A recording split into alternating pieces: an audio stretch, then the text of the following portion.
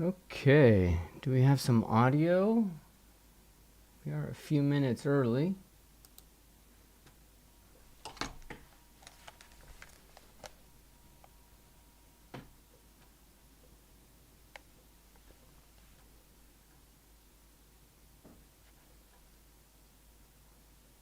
No, we have audio. Hey, Mike. I am hearing things. I can turn that off.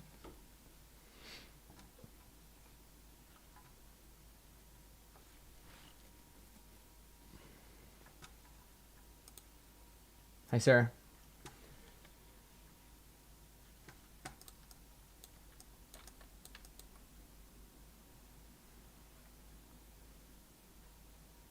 Hey, Valerie.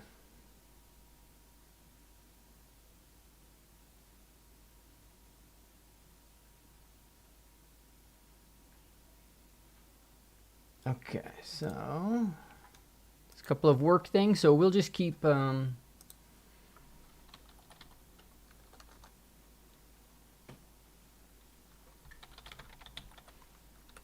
just gonna keep working away on this.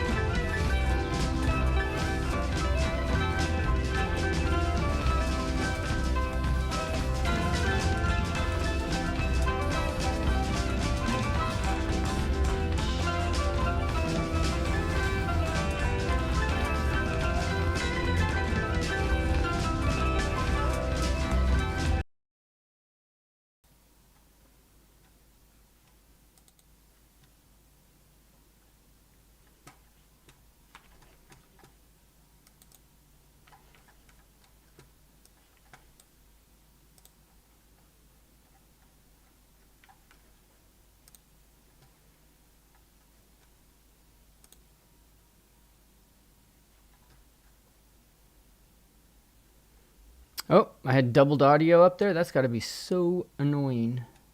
I hate that. All right, do you guys hear me okay? No doubling. Let me know what you think. Thanks, Amit.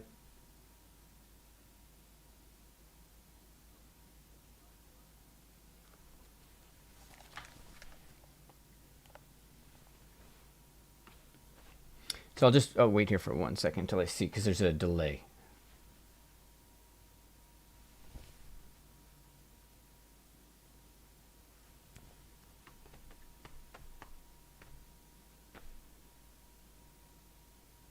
Sounds great. Thanks, Austin. All right. Yeah, Mike says it's much better. Yeah, there's like a 30-second delay. So, all right, guys, let me hit the record. So, hello. Welcome to Drop Week. This is a new thing we're doing. Let me turn the sound off for that.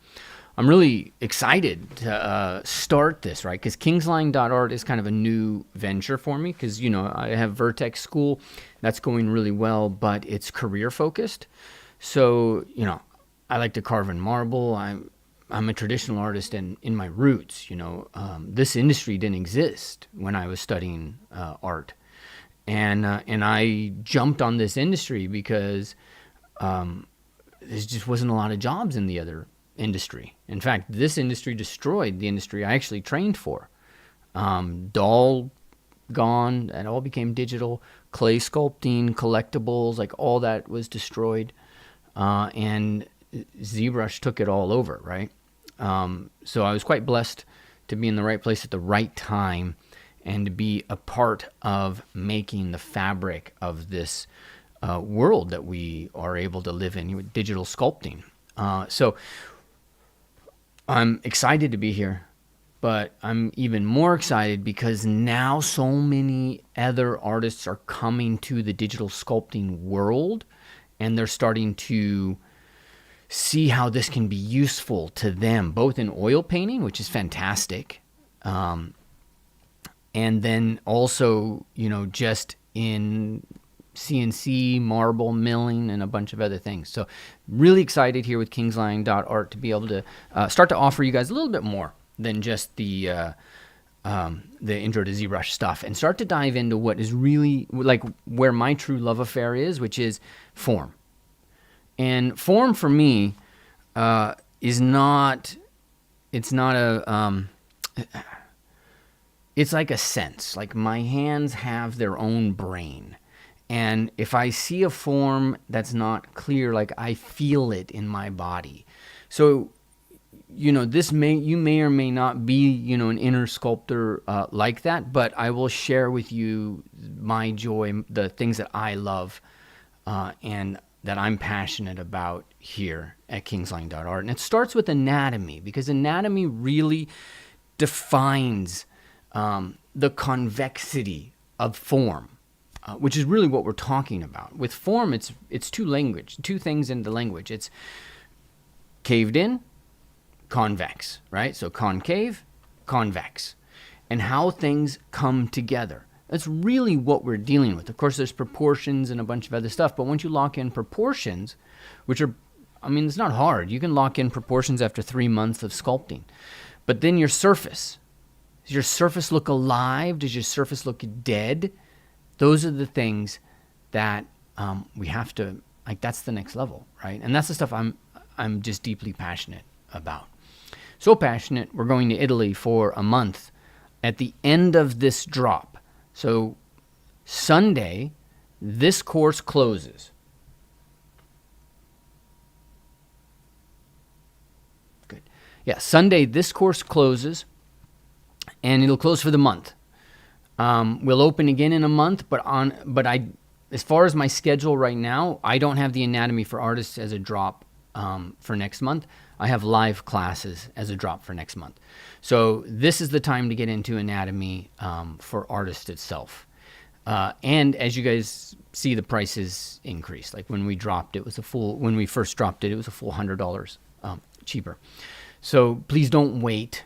There are 30-day guarantees. There's a bunch of stuff in there. Like if you don't like it, you know, I'm not going to keep you, right? So jump in if you can. And and that ends on Sunday. And I'm off to Italy. We're going to Rome first, so we'll go see the Capitoline Museum there, and then we are going to go stay in Pietrasanta, Italy, which is an ancient hub of sculpture, pre-Michelangelo.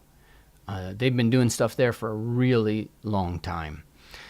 Even in France's heyday, with Napoleon, and when they were just creating tons of sculpture, there was craftsmen all the way down to Pietrasanta, up to Genoa, that were just working the trade and building things for the French Empire, right?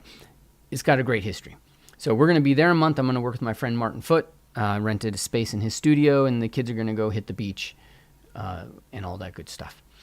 So what are we going to talk about today? This is live now, by the way. So somebody asked, like, you can't buy the bundle. You can buy the bundle now. It's open. Okay. And so what we're going to talk about today is the human head as the foundation of structure, right? And we got 5 of these. So let me see if I can pull up my list. Yeah, I'll email you guys a schedule after this.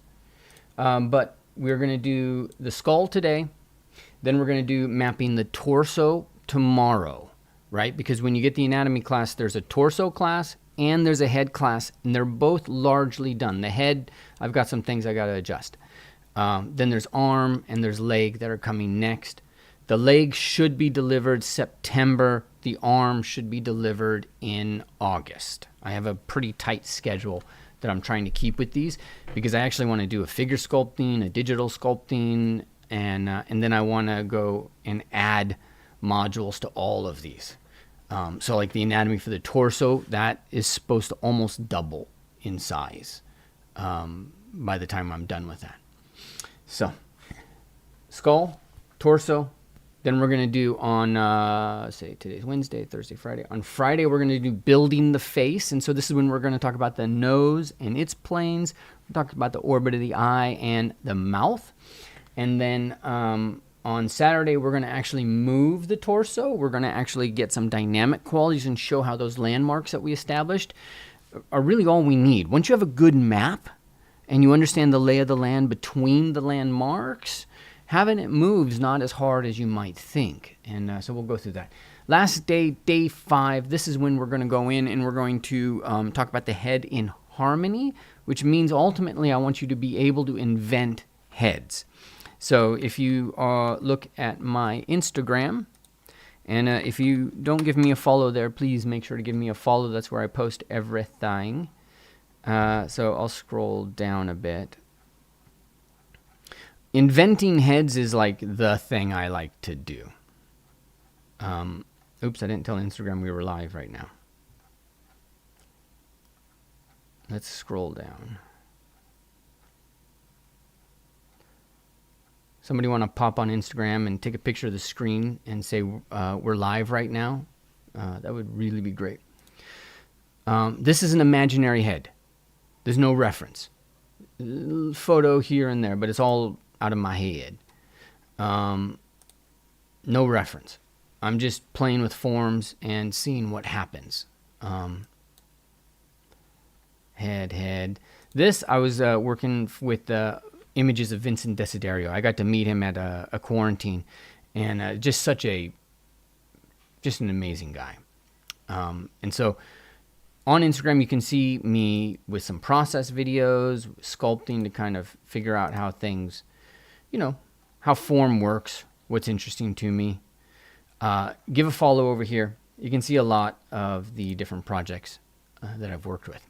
And so this is what we're going to deal with on day 5, is how you take some of the stuff. You're not going to be able to do this per se, because it takes the whole class. But we're going to say, once you've learned these essential things, how do you start to make it work for you? And so this is how you start to make it work for you. I will consider the class a success if you are able to invent a head. It takes time. It takes time to grow the myelin, and whatnot. But there's no sense learning anatomy unless, at least this is my opinion, unless it helps you invent. If it helps you copy, you're still a slave. And did you get into art to be a slave? Like, you know, I don't know about that. Not my jam. My jam is I want to be able to make stuff up out of my head. And if I can make it out of my head, then I have true power. At least that's the idea. Then you have to pay the bills. And then that's true power. And then you're a slave to that. And now you don't have power anymore because you're just paying the bills. Anyways, you get it. The artist life. All right, let me pause for 1 second and just make sure you guys are all hearing me and that it's not crazy. Oh my God. It was crazy.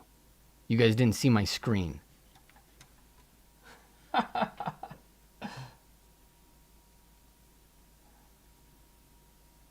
Okay, 1 second. Here's my Instagram. Let me go back. I always have a mess up. Here you go. That's the first invented head. Another invented head. And then on from here. So make sure you head over to my Instagram. It's just Ryan Kingslien on Instagram. Let me check here because I'm sure I'm off in quite a few places.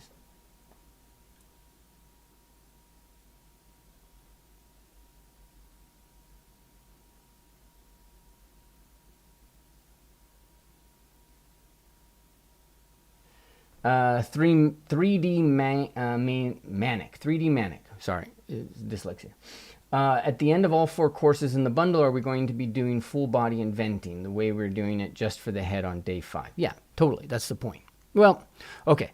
So anatomy is one thing, and then there's figure sculpting, right? And so in anatomy, we are going to do a bit of inventing, and you should be able to move things around. You should have contrapposto. You should be able to have any pose and start to figure it out, okay? That should happen. And then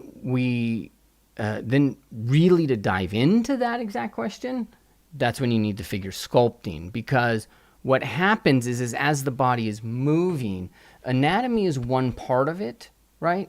And then after that, there's a bunch of other stuff you have to start to think about. You have to, anatomy is really everything, but it's also not. You have to understand the tissue, fascia, just how things are wrapped around and how they move. And then at that point, it's not anatomy per se, it's more like you're studying the varieties of anatomy as they represent in different people. And so then that becomes like a separate study. You know, so anatomy is you learn the muscles and you start to learn, you learn how to orientate in the body. Figure sculpting, you have this foundation. Now you come over here and now you're actually applying it according to the vagaries of individual models and things like that. But if I was to show you inside the classroom, let me do that in another area and then make sure that we're looking at the screen.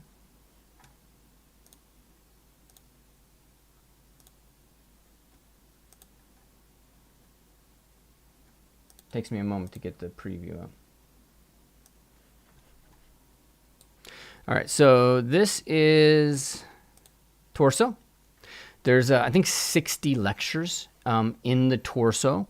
And so there's a torso sketch that we do here, 15-minute Superman pose. This is all invented.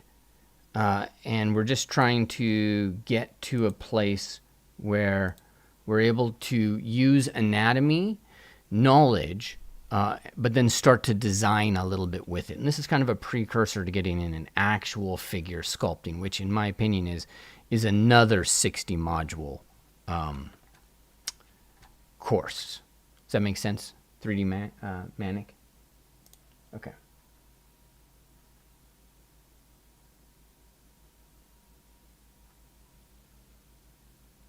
Azita, no. Anne. All right. We should be okay now. You guys should be looking at my face. And then in a second, we're going to switch over to the screen. And we're actually going to get into sculpting. So, Leticia, how are you? You got to see my mistake.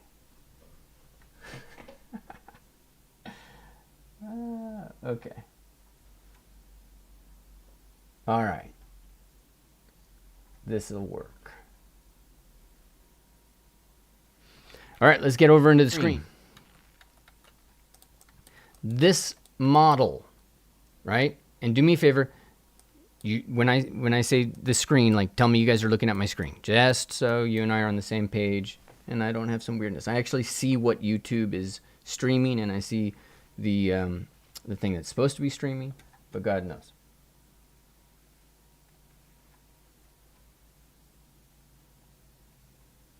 All right, so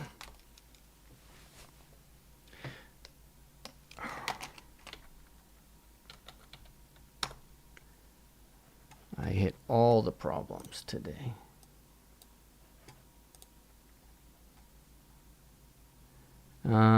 Tablet services died.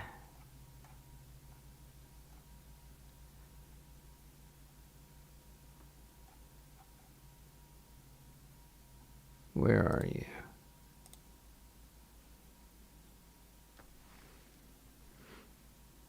All right, I have to restart the tablet surface, guys.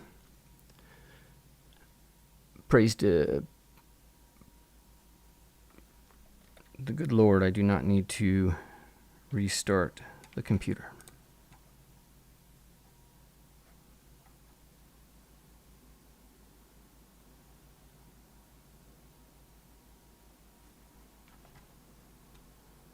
MDM Pro, thanks for the note. I'll take care of that in 2 seconds. Obviously, that's important.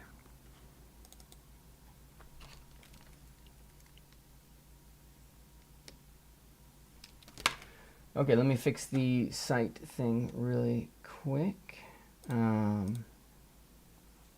That'll just be the offer is not linked correctly. And one of the great things about what I'm doing here at Kingslien.art is I'm doing this all myself. Like, my team is marginally involved. So the downside to that means I'm actually writing all these pages myself. But this is all old hat stuff for me.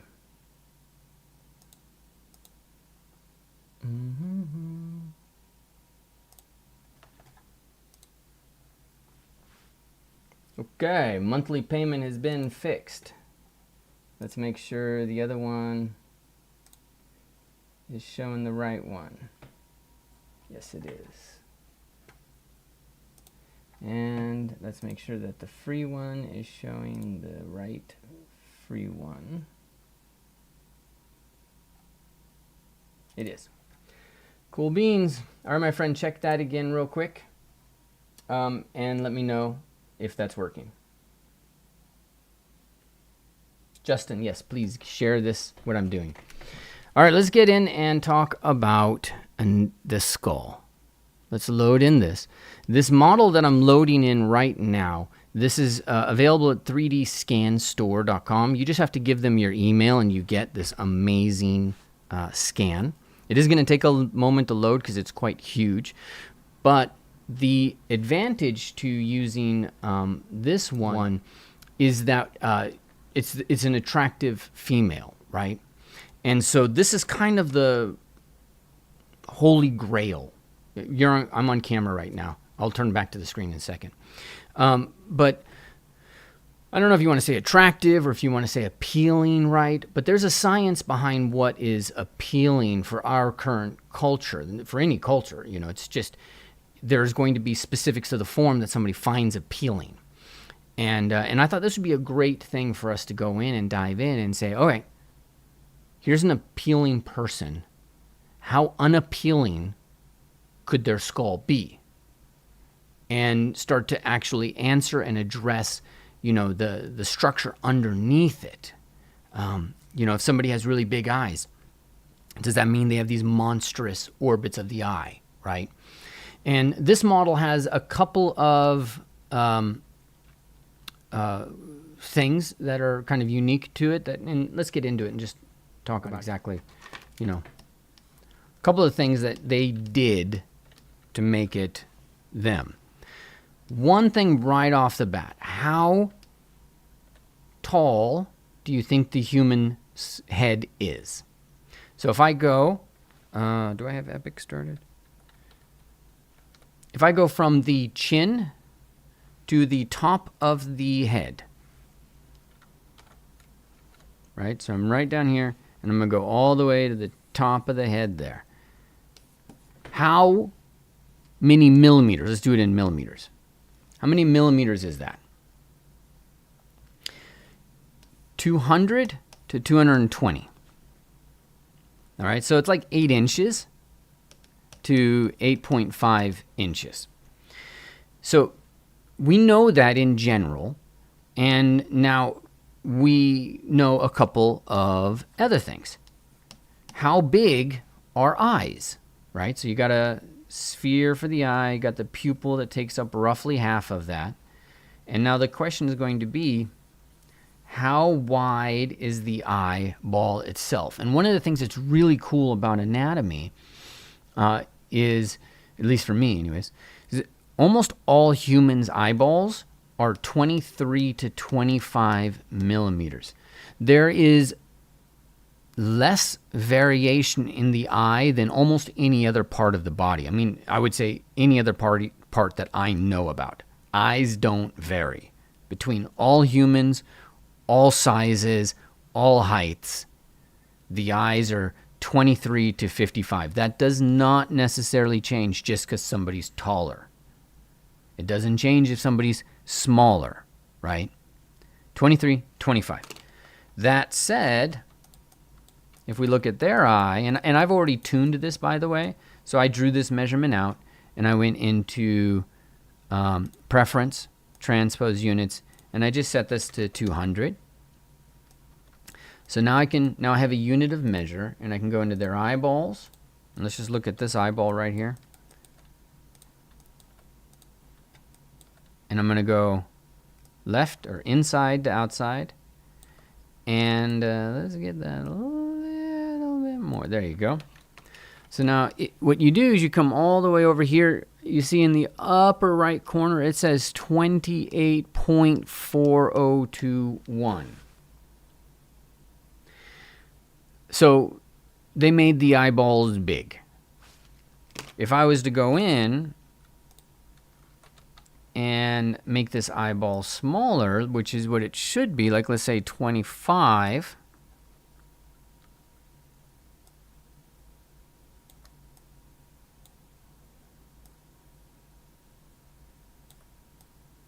There you go. That's roughly 25. And let's turn solo off. And obviously, we need to adjust. Need to move that forward as well.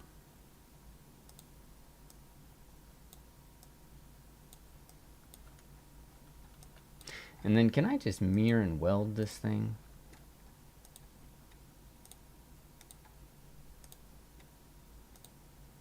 Do I really need that other eyeball?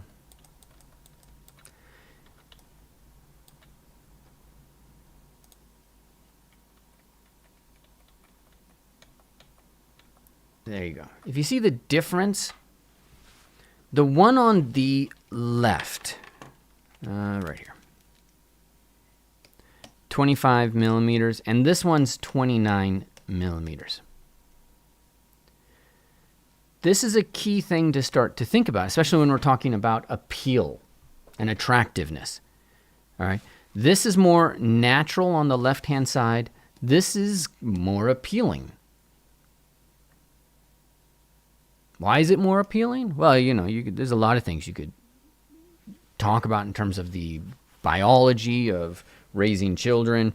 Children's eyes are larger because they're getting to 23 millimeters pretty quick, but their skull hasn't grown into their eyes, right? So children are these cute little things with these big-ass eyes because their skull still has to grow.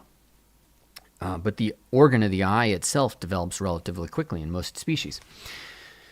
So, you know, she looks cuter, more appealing, larger eyes. Smaller eyes, she looks a little more tired. She looks like she's actually raising that child with the big-ass eyes. So, a little bit more life to it.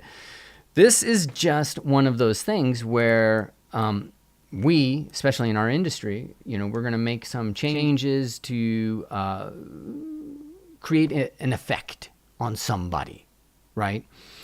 And there's a lot of really important stuff that we think about with that too. So I'm on camera right now. There is a cemetery in Genoa. I'm going to switch to the screen here in a second. It's a cemetery in Genoa, Italy, where they were sculpting, and what must have been the heyday of marble.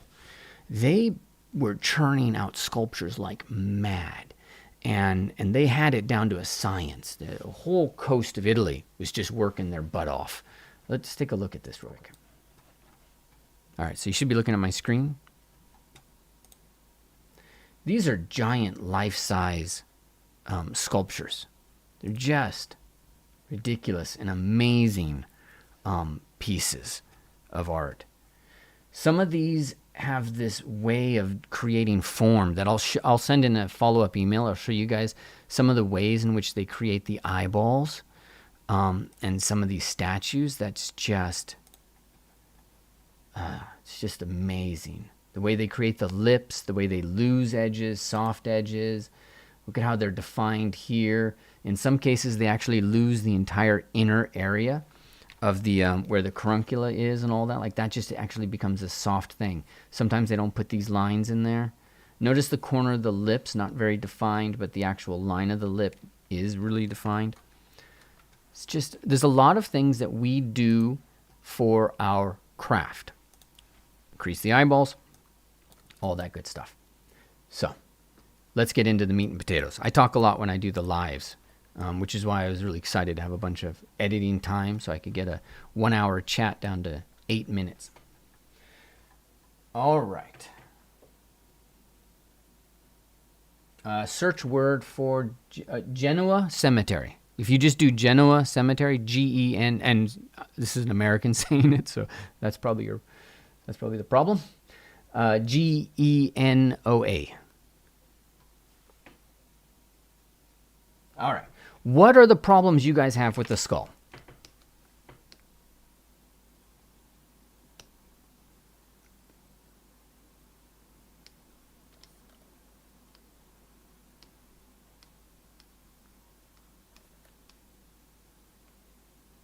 I put the eyeballs in there. Tell me what you have problems with right off the bat. All right, overall height, 200 millimeters. Okay, next thing we need to talk about when we're going to do this, because we are going to do a digital dissection. Let me lock this.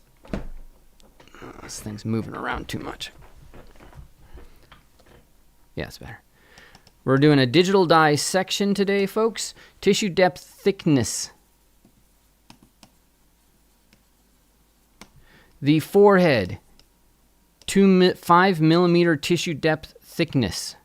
As you come down into this area, you can get into 10 millimeter tissue depth thickness. You can get into 15 to 20 tissue depth thickness. 15 to 20 tissue depth thickness.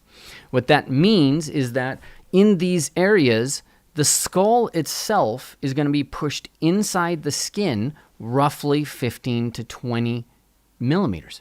And there's a whole science, forensic reconstruction, and they're doing great things nowadays, have been doing for a long time on reconstructing, let's say some Cro-Magnon person's head.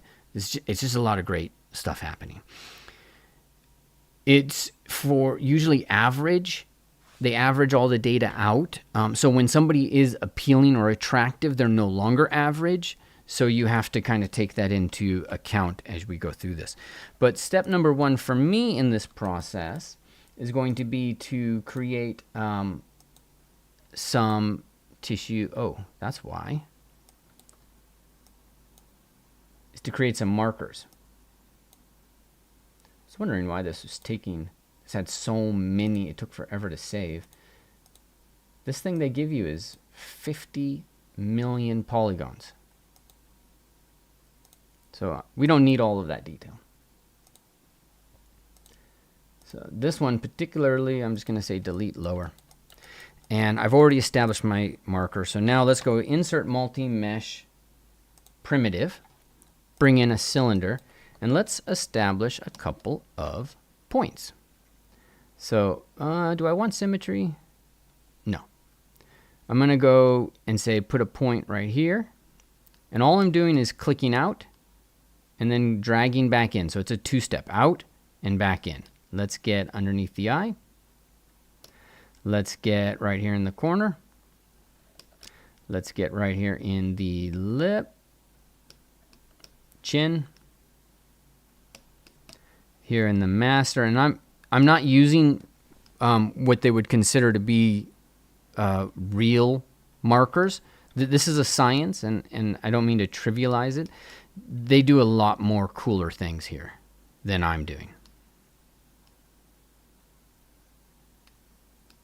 And let's go. Let's not go there. I want to go right here because I really want to pay attention to the orbit of the eye and just get you guys all aware of this. All right. So we've placed here, as we're going to go through this digital dissection to discover the skull, we've placed our forensic markers.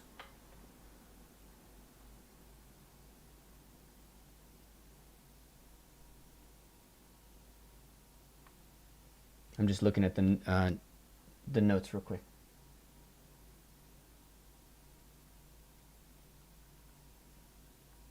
Okay, and keep in mind that I'm not trying to do anything like really accurate. Please, please, I'm going to put my face on camera as I say this. Please, please do not let perfection or accuracy be the enemy of progress. All right, it is a known fact that we as artists, we take knowledge in, and then at some point you have to forget it. And if you don't forget it, in my opinion, it's going to affect the quality of your art. So we're doing this tissue depth, we're doing all of this, and somebody could come in and say, well, it's 18 or it's 22, and that'd all be accurate, but at the same time, it'd be wrong, because that's not the point. The point is for me to give you a tool today, but I don't want to by giving you a tool, I don't want to give you some ruler that rules over you and says you're doing it wrong. That's not the point. The point is it's a tool that's going to help you, and that's it. All right, so I created those markers. I've now hid those markers. I'm going to go in and go to split and say split hidden. So there, all my markers are now a separate subtool. Okay, and so then I'm going to, you can auto group them if you want, but we can also come in and we can also turn on auto masking. We can do topological. Let's just, I think we're going to do the OG way. My transpose line's already set. So do you remember how long this is? This is 5. So I'm pulling this back to 5, and I'm looking in the upper corner, 4.99. And I'm going to scale that down to 4.99, and then I'm going to just descend it into the surface. See how I did that? The angle of view for these is really important. Now I'm just going to draw this out at 5 because it's a pain to pull it back in. And then push it into the surface. This is another 5. And these could be 5, 3, 4, like there's going to be some variance.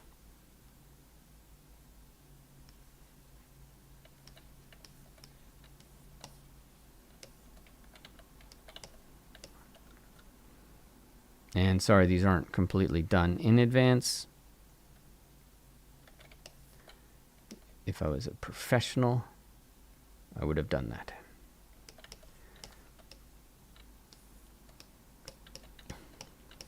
But I would love to know the problems you guys have. So I asked you, this one I'm actually going to make this 3. Really close to 3, because it's real close to the surface. So I'm going to add my own kind of chaos.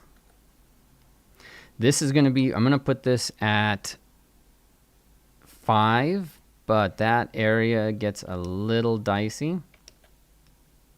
Because just down here it drops off. This is actually a bone.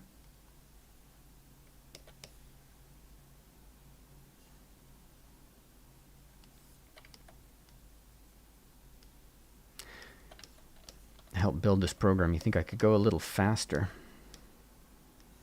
This is going to be 10.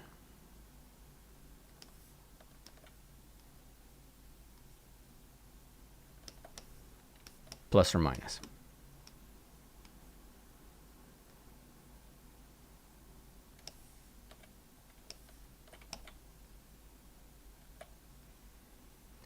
Okay, and then this one's going to be 15.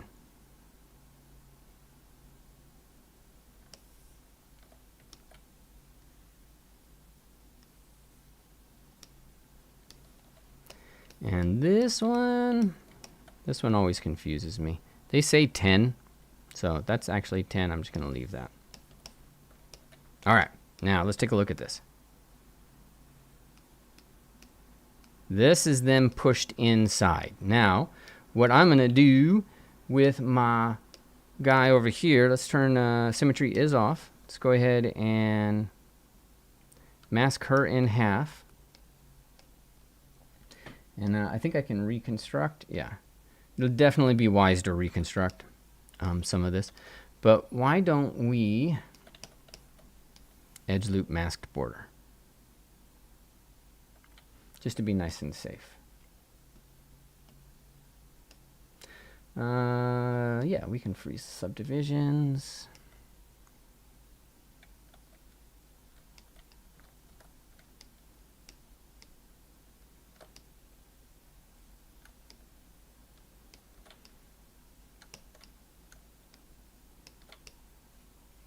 Okay, perfect. I'm going to mask all that.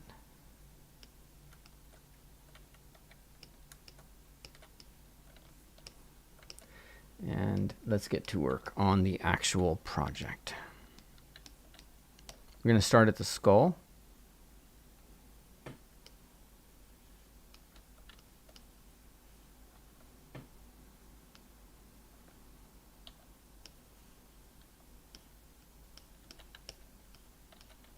I didn't get a good line.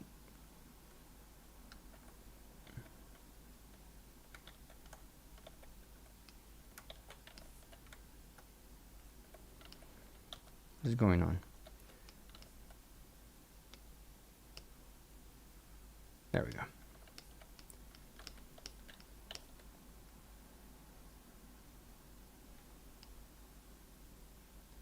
The nose is about 3.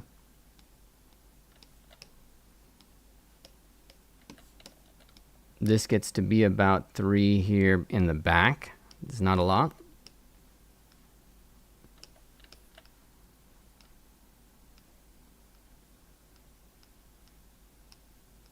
Okay. Now let's look at this from a side.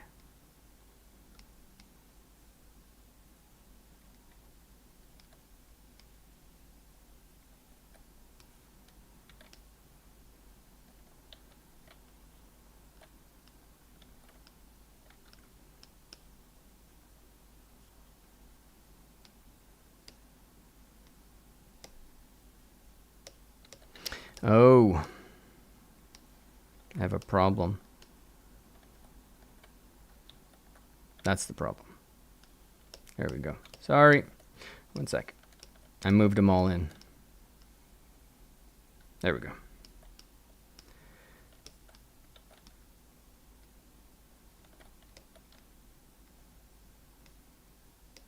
That one move I made some mistakes. Okay. Pulling in to find that, pull in to find that. We're finding the bottom of it.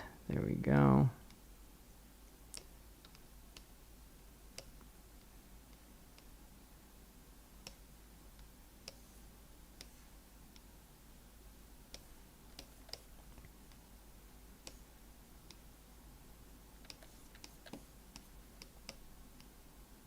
Okay.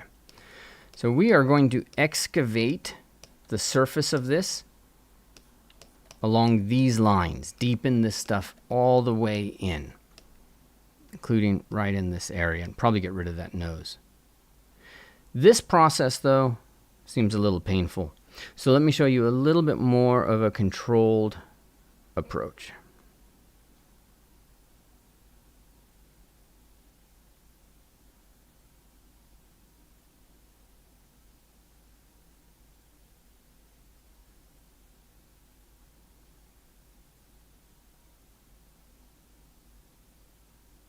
There we go.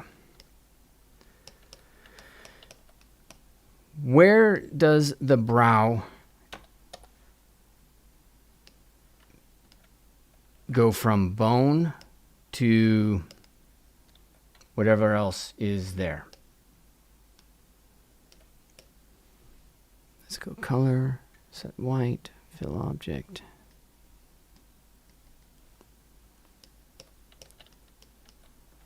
I'm going to use the Pen A brush. I'm going to go into black. And let's try to find where the actual bone is on the surface here. You can see there's a line and there's a wedge.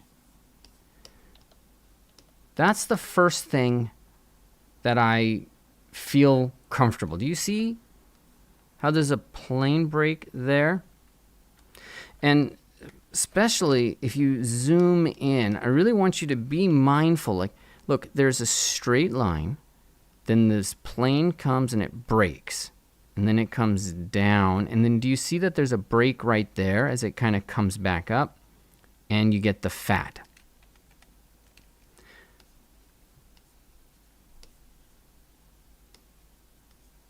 That kind of contour, that's gold.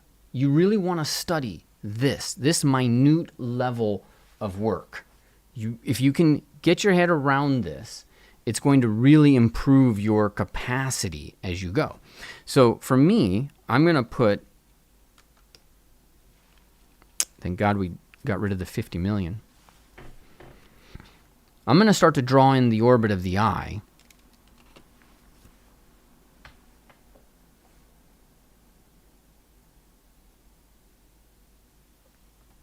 All right, we got to wait for this.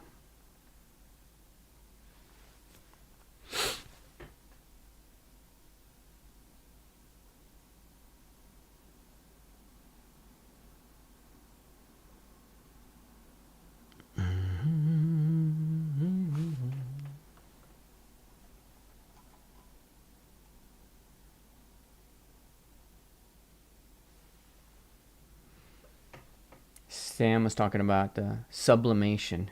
Yeah. Knowledge is really about like this deep unfolding, right? Well, this is just going to save, so I'm just on the camera talking. And I'll set this up so autosave doesn't save history anymore. Slow flow. The problem is how the shapes and forms change between areas of the face. Saving. There we go. All right, sorry about that. Let me make a few changes. Undo history.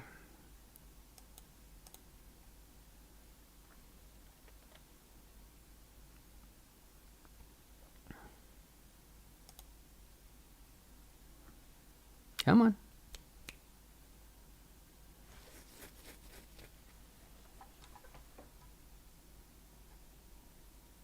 Hey, Zachary. Zeta 3D, everything gets harder with a specific style.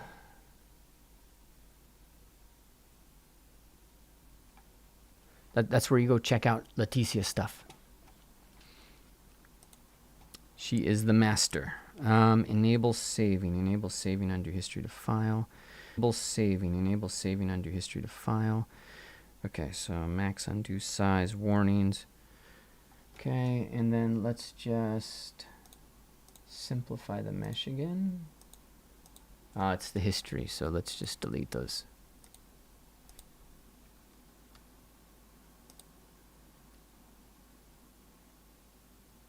Okay, we should be fine now. It shouldn't be saving as some crazy file. All right, I will save it without undo history. And then as soon as that's done, then we'll get back on screen and get back to work. Because the next thing I want to show you with ZBrush is a split mode, which is actually what we do in the course for almost everything. Because right now I'm explaining something to you, and so it's intellectual. But now what happens if we actually put this in and we start to give ourselves a foundation? So let's append a polymesh star. And I'm going to import into that one of the skulls.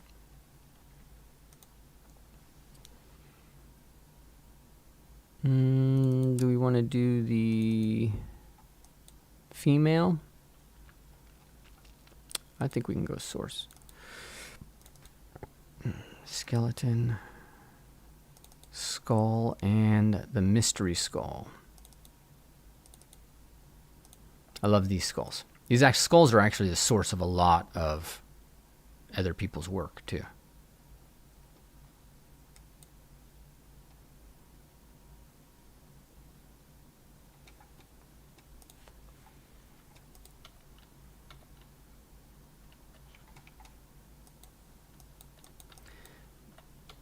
Male and female. A little bit of the differences between the two. I'm going to get rid of the male. I'll split him off and just hide him. And then in the female, I'm just going to unify that.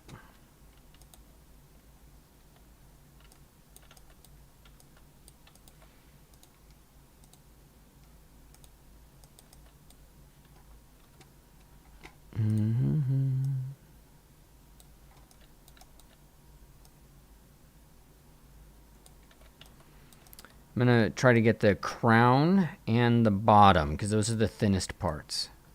Okay.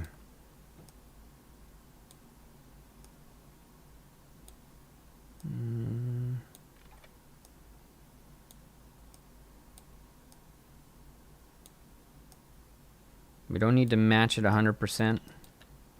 Looks like she is wider. Yeah, and then that should work. Okay, let's turn perspective on. And then let's go and transform and turn split on.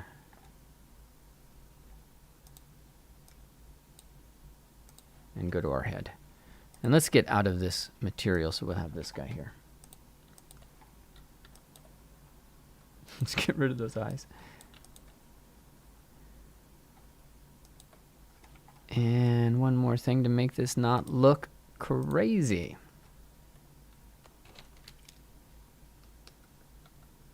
Perfect. Let's draw the skull. That was a little longer than I wanted. Hide those tissue depth markers for now.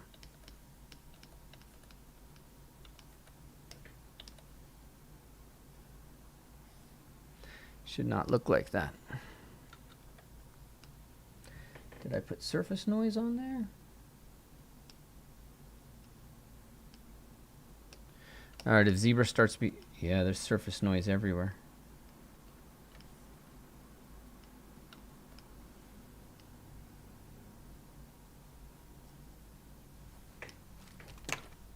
Save it. That's a recipe for disaster. It's having some graphical issues. I'm going to keep... I'm actually going to restart ZBrush as soon as this saves.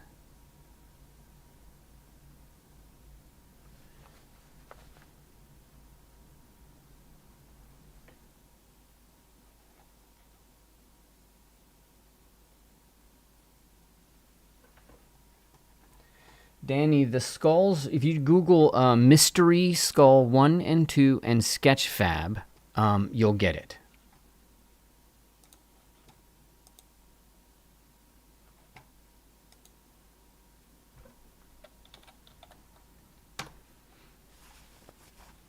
I've been recording videos left, right, and center, and it's the first time ZBrush has given me this much trouble in months.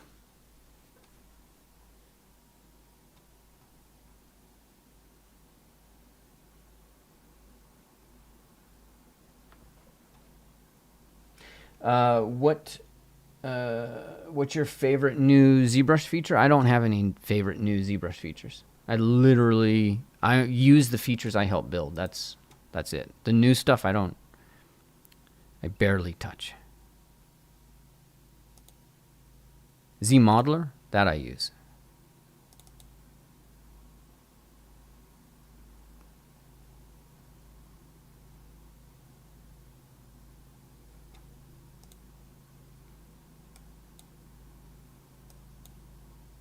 All right, we're gonna have to live with this.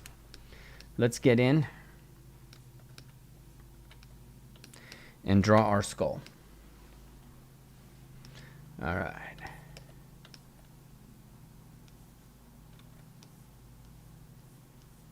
Try to find these lines.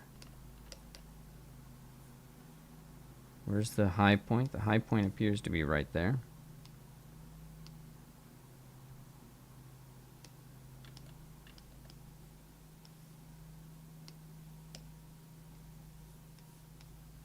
Remember that angle we talked about? Do you see that change? Like there's a fat pat. Something's right there. What is that? Let's make that bone. That's bone. That's going to be the orbit of the eye right there coming around. And pay attention to this. That fossa? Something like that. Let's go here.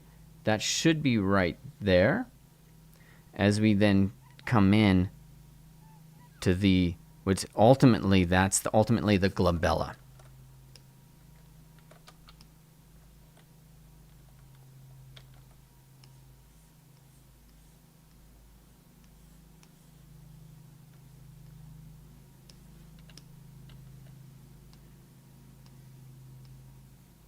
And that's going to move down.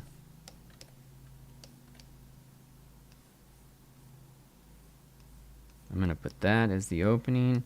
That's going to be the big old piece.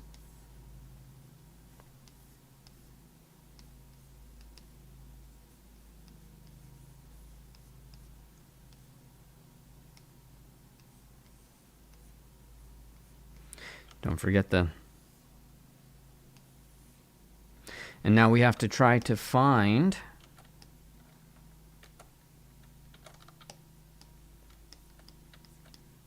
a really important form. Where's the fat? Where's the bone? Where's the orbit of the eye?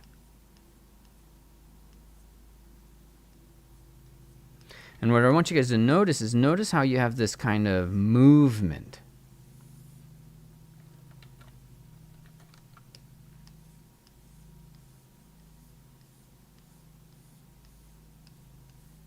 There you go. And then that movement that has some thickness.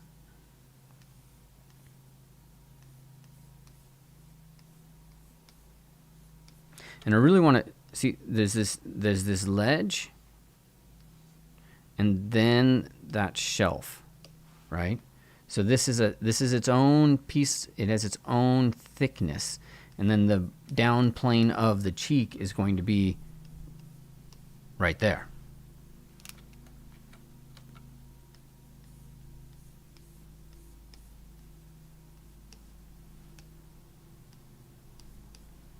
And then we can get that bony mass.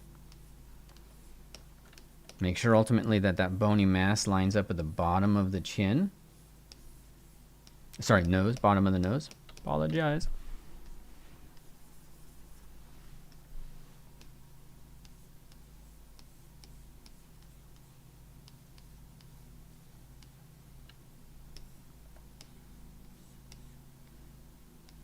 Nice little drop. Voila.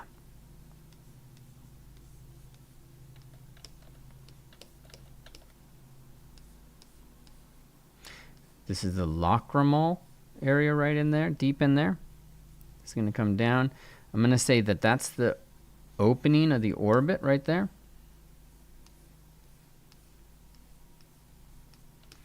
The line of the lip should be in the middle of that lower lip.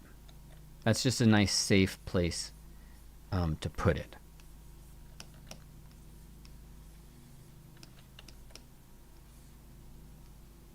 The jaw You might have seen an Instagram video on this. The jaw is 3 parts. 1, 2, 3. All right, so 1, 2, 3. And each of the lengths of these, they vary based on the individual. But you have the rhombus, body, and the chin. And if you understand, like if you break it down into 3 parts, it really helps later on because, say, for example, notice how the chin, it has this form that's diving down like this. But you could also come in and say, well, there's this body that's just dropping down here. And then also you can start to categorize the shape of the rhombus, and you can say, well, this is flat and hard, right? And then this is roundish. And then the chin itself, this becomes flat and hard again. And this is one of the reasons people have problems with jawlines. They just sculpt the jawline as it's a straight thing. But there is very different shape language just within the mandible itself.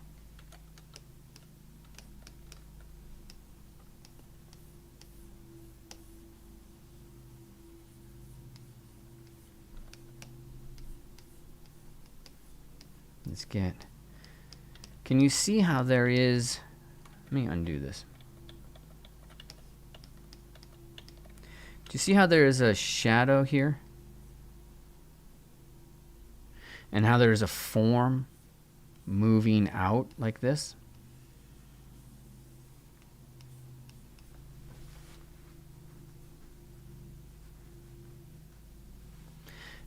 What is that?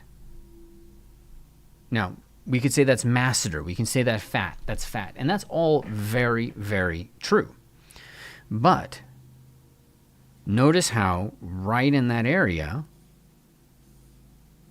if you collapse the body and the rhombus, you have a form right in that area that is doing the exact same thing. It is pushing the form out, as opposed to the area here, which is the muzzle of the mouth.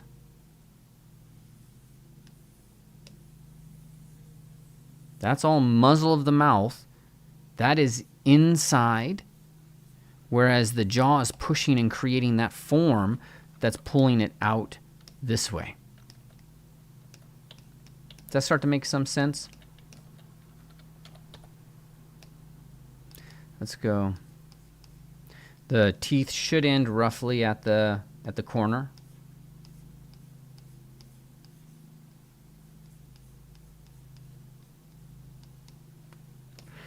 The superciliary arch at the top,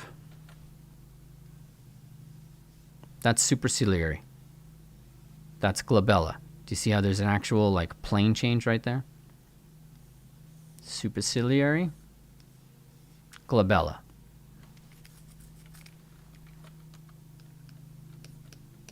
All right, now we've got these all done. Let me see if I can get rid of this super annoying pattern.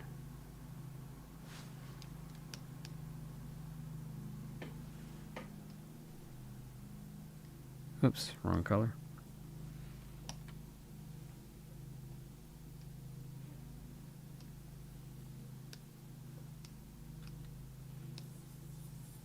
Oh, the geometry went straight to hell.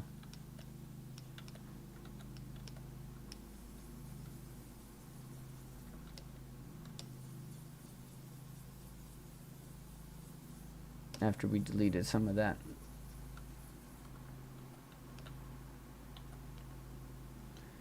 We're at 3 million. Let's do a quick polish.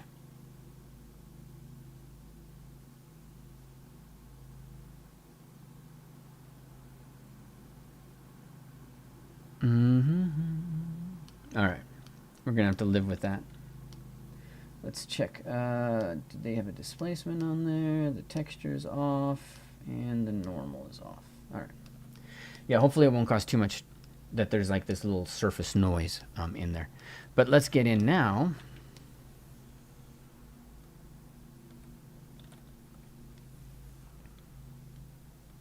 And start to implement some of what we were drawing, right?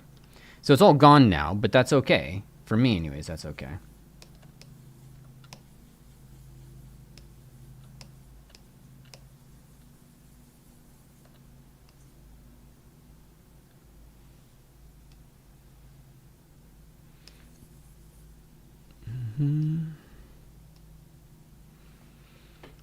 I'm going to just use this and try to find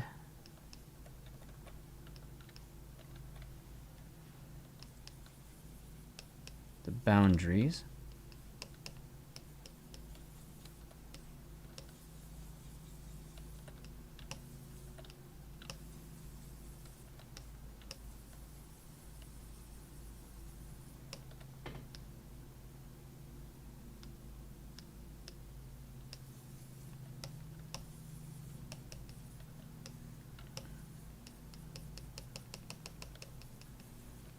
And just do a generic sculpt in of where I think the bones could be.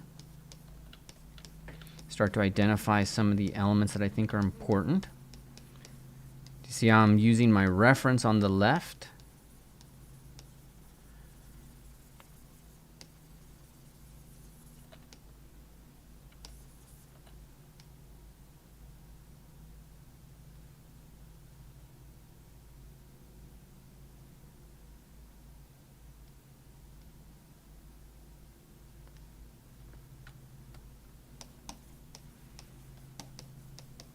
And then let's clear some of this out.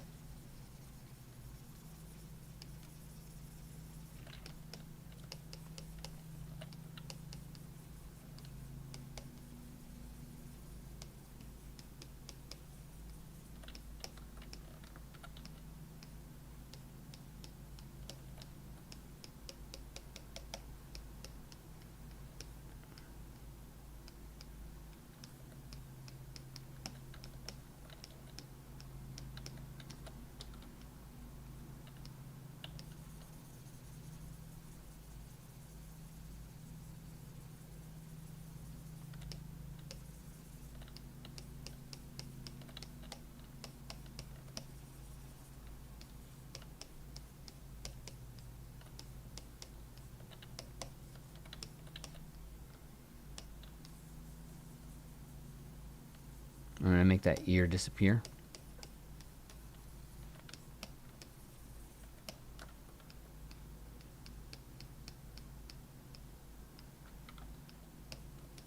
And do a little bit more sculpting.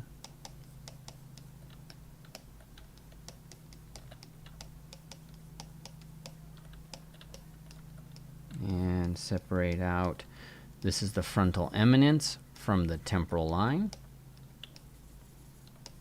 Make sure that temporal line is a good strong line moving backwards. And I'm, of course, working off of what I know, but I have the reference there so that you can see I'm not making stuff up. And you can start to get a sense of like what I might be paying attention to.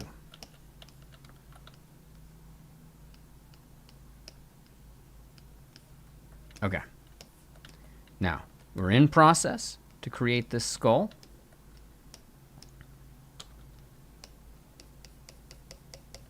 I have what I consider to be like a rough, block in to some extent, all right? But it might be a little bit like I might take a lot for granted.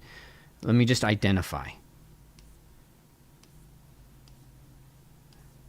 These are the things that are making me feel comfortable and like I'm on the right track. Okay. The things that I now need to focus on are going to be starting to get some more specific elements of shape, right? Because when you get into sculpting,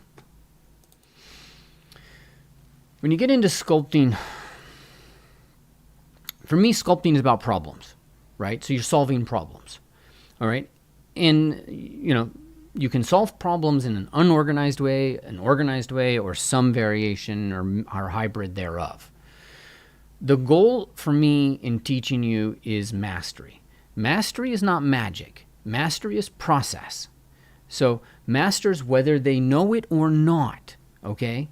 They don't have to know, but they do it. They do a certain series of steps. And some of them get like mystical about it, and then there's a certain thing I do, and, that's just their method. But it's a series of steps. And so one of my jobs has always been to figure out, what are the steps? What are the things? If you do X, it leads to Y, okay? So we're at a stage right now, and this is really important. How long are we? We had about a half hour, I think, of waste time, but right now we're in the meat. We have a choice right now. Do we just dart around and start to look at X, Y, and Z? Or do we go in with a strategy for the form? And there's already a strategy, but it's a loose strategy. I'm going to now start to show you more of the actual, I'm going to get a little bit more into this and start to pull form out.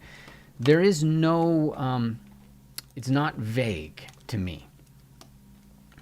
I feel like I'm successful when I'm able to produce form the same way every time. And so that's really just a key.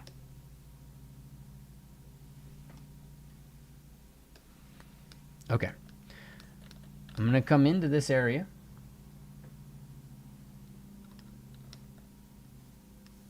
I'm going to start to define. This is called the frontal cephenoidal process of the zygomatic. Let me do this in a way that it actually makes it quite apparent to you. That's the frontal process of the zygomatic.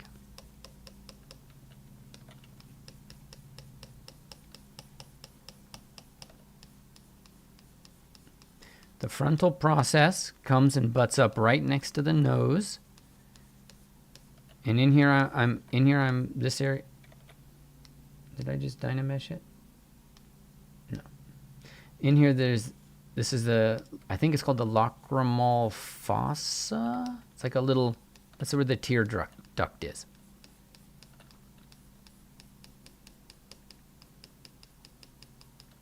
That butts right up against the nose. And so what we want to do is look at this from below, and we can say, all right, well, there's this frontal process of the maxilla, and then that hits a plane. So bop to bop. I want to make sure that I've got that clean plane indicated in there. This is a really important shape.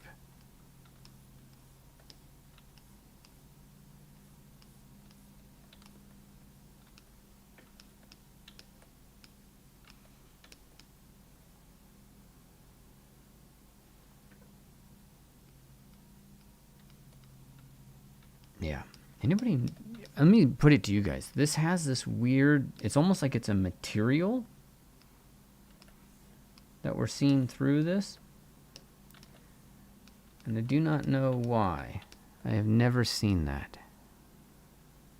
So if anybody can figure it out and tell it to me so I can fix it, it would stop it from distracting me.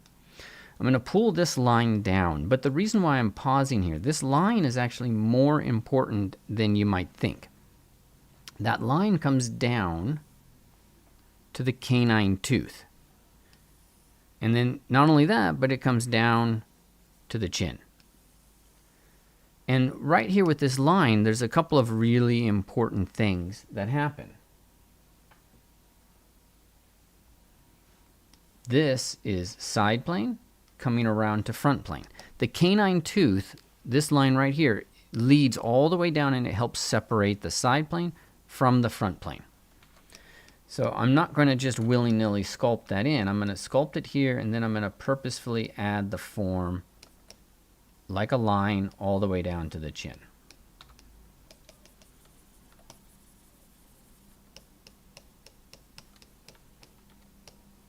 Yeah, I checked under surface. There's no surface, guys. Let's turn split off. So see, it's like it's endemic right there.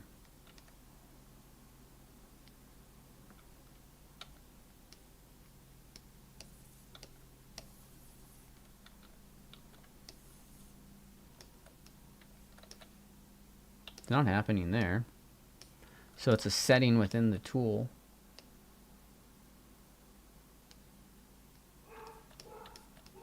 I don't have it there, so let's just redo what we're doing here.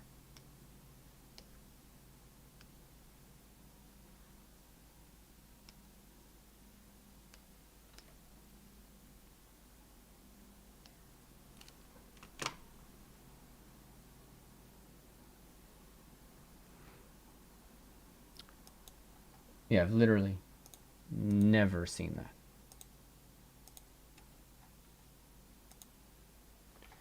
Okay. But I stopped freaking out, and now I have a solution.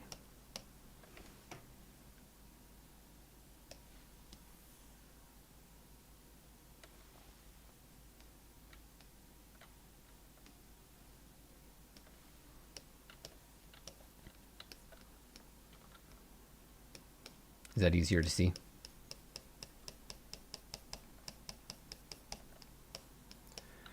I'm going to get the muzzle of the mouth. And for me, the muzzle of the mouth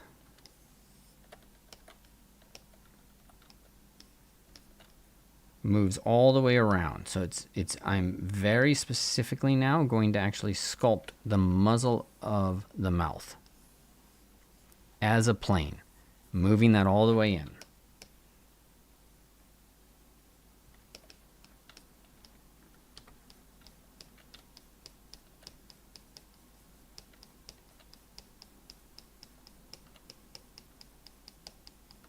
There we go. Let's check if I, for some crazy reason, turned. No, dynamic sub was not on.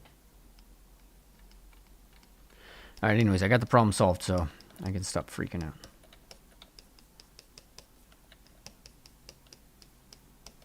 Now, let's isolate the jaw.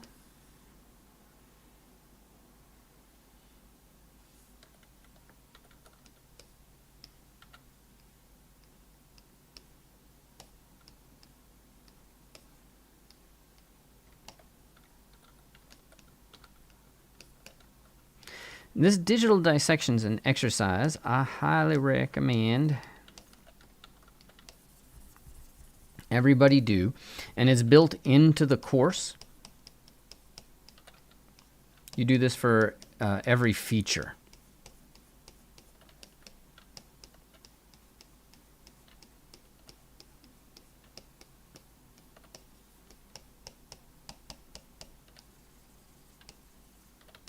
All right, let's get the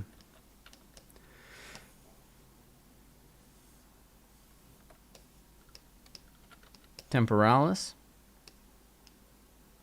And I want you guys to notice how fast, like, look at the pit. It's a giant pit right in there. Just huge. So don't shy away.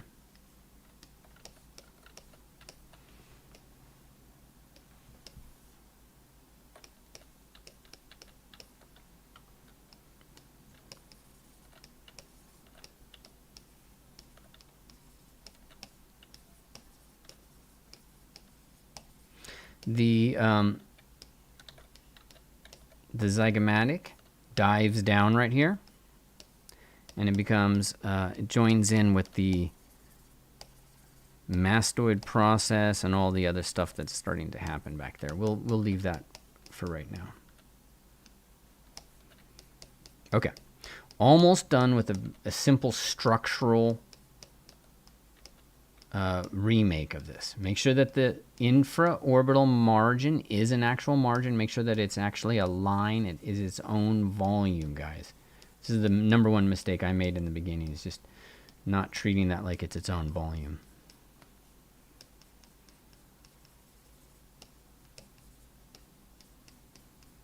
Side plane of the nose, nice and clean. Okay, I have 2 more things that I want to show with you guys right here. Well, 3. 1, you'll see this in a male more. In a male head, that is pretty crazy.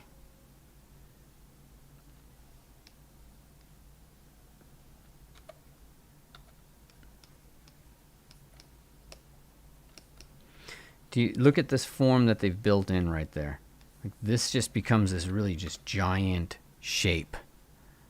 And it descends, the shape, it descends all the way right there. Okay, that's a really important part of getting this right.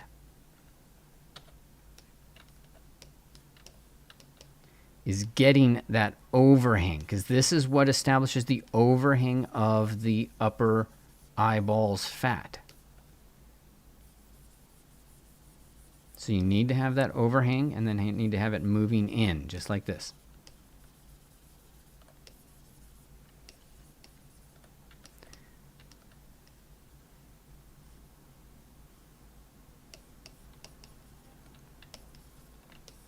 Then let's go in and get a separation between the glabella,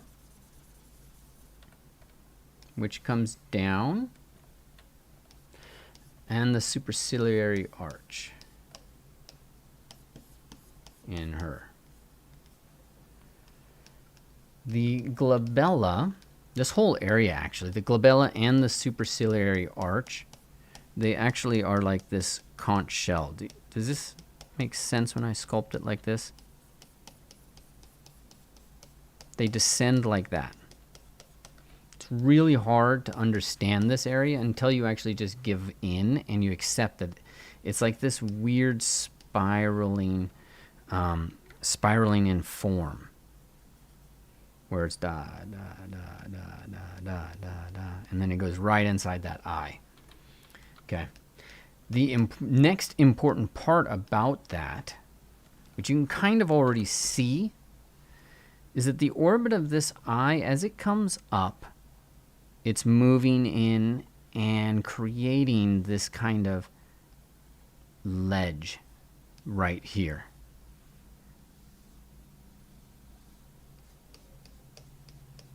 And it goes up in this way. That ledge is really important because that ledge is right there.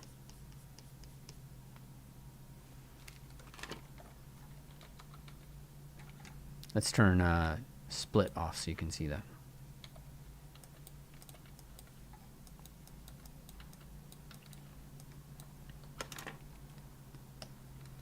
Do you see how there is, this is the eye opening, and then there's another ledge just inside there before the plane of the nose kicks in. That's an anatomical feature. And if we see that,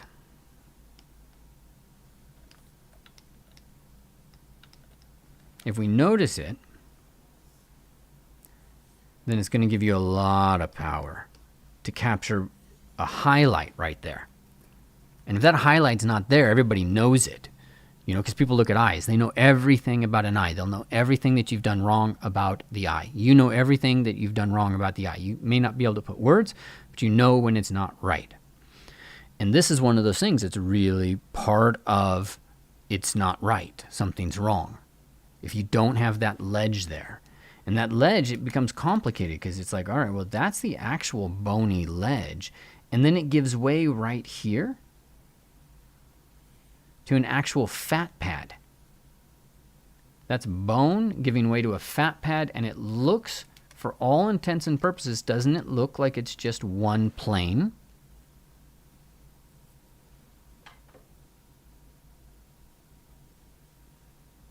It looks like one plane, right? But it's not. And you only really catch that it's not in a few angles. Like you, from this angle, you can say, oh, it does appear like there is something coming, then there's this interesting wedge shape, and then there's something down here. So you start to actually, I don't know, you start to see like, oh, there is some weird confluence would be the word, of stuff. And again, what you're actually seeing is this. You're seeing on one side, you're seeing the bone that's on the top, and on the bottom, you're seeing the fat pad. And then you're actually seeing muscle that wraps around the nostril, and then the nasal bone itself pushing the form out. This is the crazy difficult stuff to kind of try to figure out as we are doing this. And as we're over here trying to say, all right, well, I'll put this in. I need the mask back. Oh, good.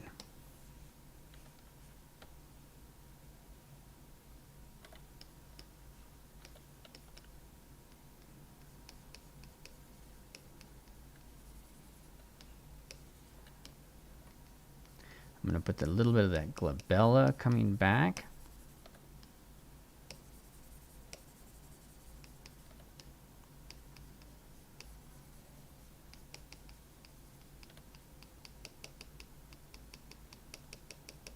Okay, and I'm going to just try to get that as a plane. I'm going to start to turn that plane up. But I want it to be a plane, so I want it to be distinct. Do you see how it's still distinct? This is just one of the things we're going to have to try to work on as we go through. So I promised you guys in the email, that I would share with you, some of the things that are mistakes. And that is like number one. Skipping that in your sculpt is number one mistake that people make. Number two is not knowing some of these subtle plane changes in here. Look at how that plane is down. It's tough. And one of the things that's really important, and we cover this in the anatomy class, in the intro in the anatomy class, we cover color. Okay? So right now, these are different colors. They're the same area, but different colors. Why are they different colors? This is one of the beautiful things about ZBrush. It has these matte caps, right? So a matte cap just means that if a surface is pointing down, it's going to get the color marked over here. If a surface is pointing up, it's going to get that color marked on that little tiny shader ball over there. It's all cheating. It's cheating light. But this makes it beautiful for us as sculptors, because all I have to do to get my form to match the same position, not position, but orientation as my reference, is work to get it to be the same color.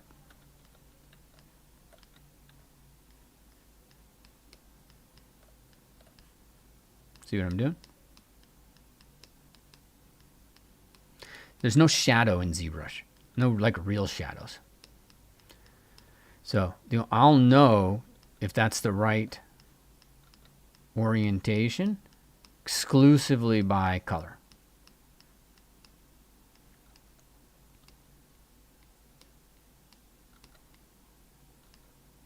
All right. So now, if I go back in and I look, it's like, yep, I matched that orientation a little bit better. They're now facing similar directions. So coloring, and I should put my face on the screen for this. Coloring is really important. It's been around since the beginning. I don't know the beginning, but it's definitely a Greek thing. It's definitely something that sculptors through the neoclassical period have done.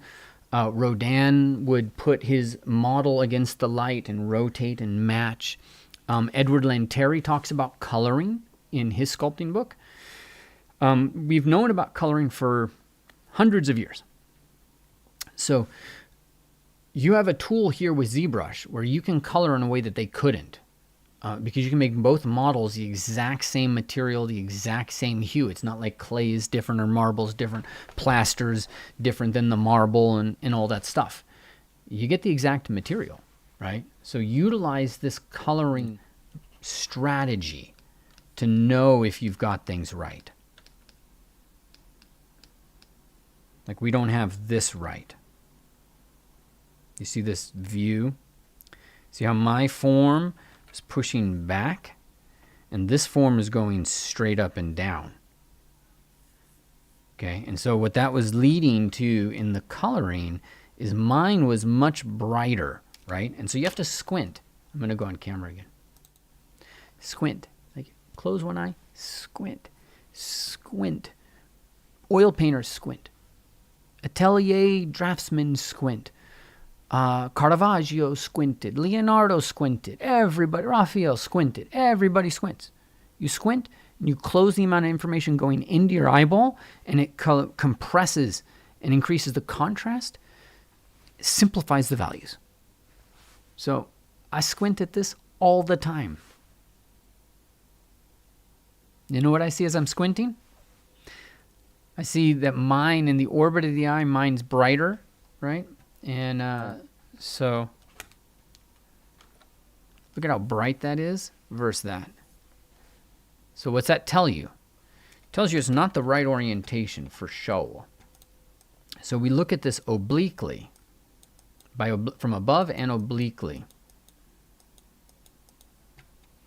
And of course, you know, it's the orbit of the eye. Like how important is that to get right? It's not.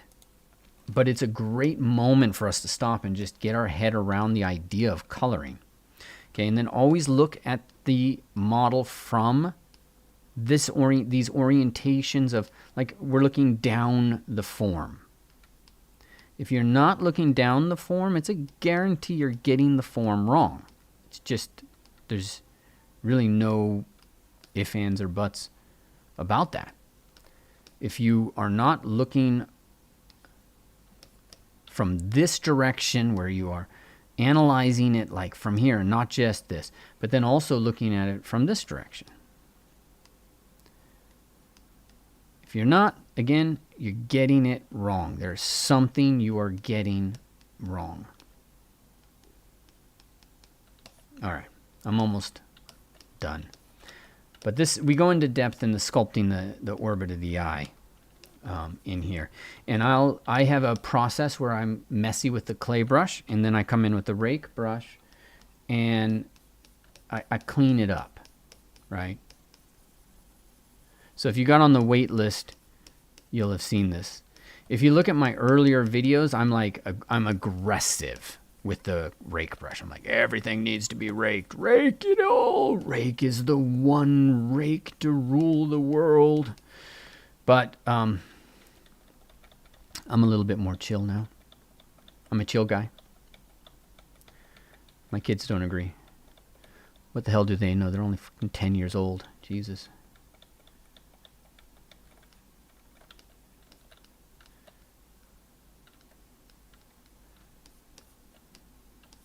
Now I'll use it to integrate. The most important thing before we actually, I mean, there's a lot I want to cover today. And so, you know, you guys come and go, and then this will be available throughout the duration.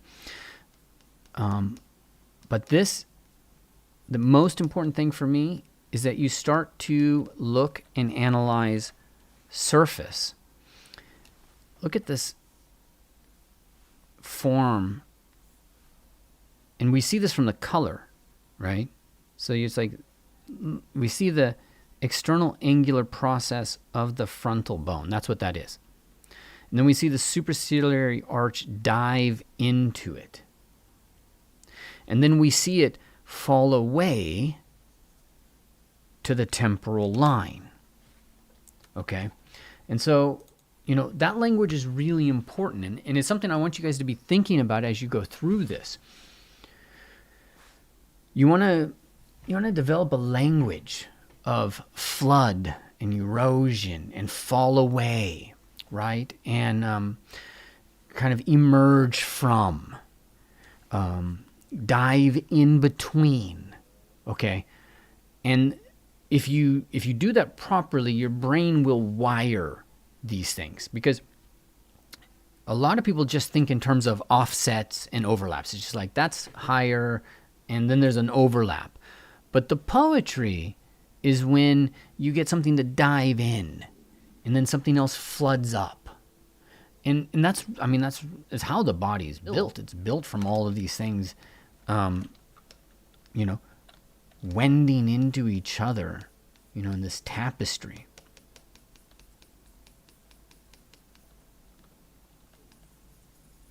So I'm going to focus here on this for a second. I don't want to get in and I don't want to belabor this point. But it's worth just demoing to you guys that if you wanted to take almost an atelier-like approach in the beginning, it's not a bad thing. Let's let this save this.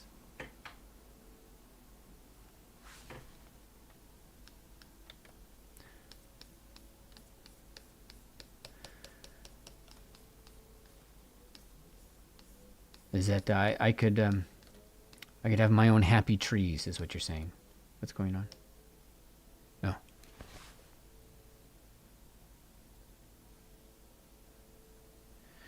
I don't want to be Bob Ross, though. You heard the story of his life? Somebody else owned all his videos? What the God? That's crazy. Not even an artist? You lost your mind. You think that's going to happen with me?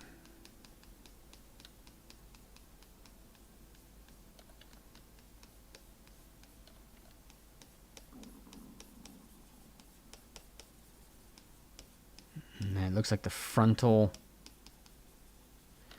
eminence makes itself apparent right there.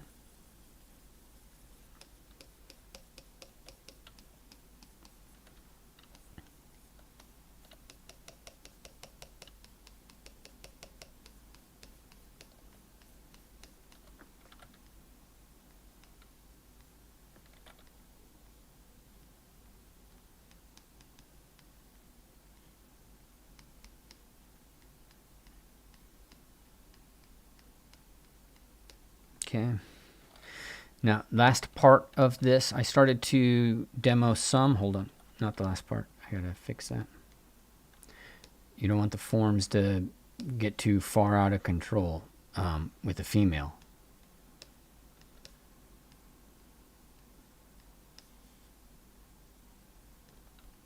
Okay. Now, the last thing, this is how I get form to behave. Cut it in.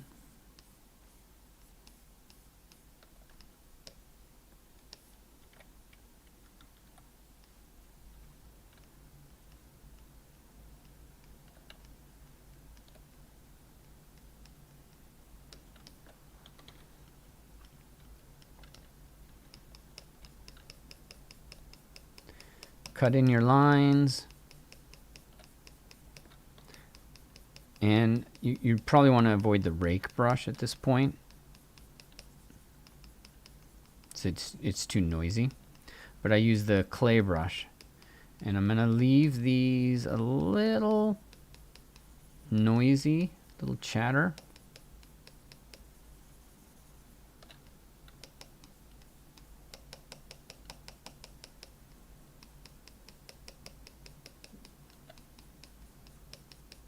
And now I'm just kind of painting them into each other. There's a lot of work I got to do. So this isn't actually prepared properly for the work I want to do for it, but it'll give you a little bit of a sense.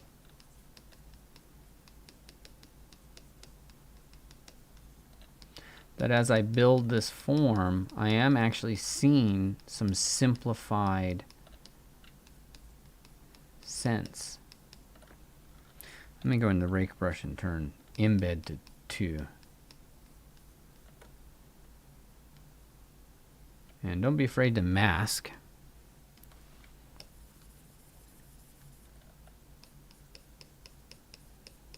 I actually think masking's become one of the really powerful tools for me.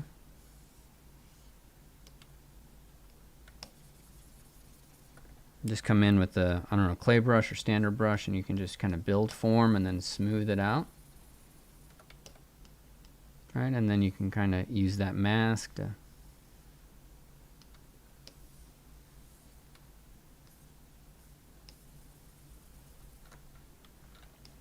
and it does a lot more than I can get with the clay brush sometimes. So.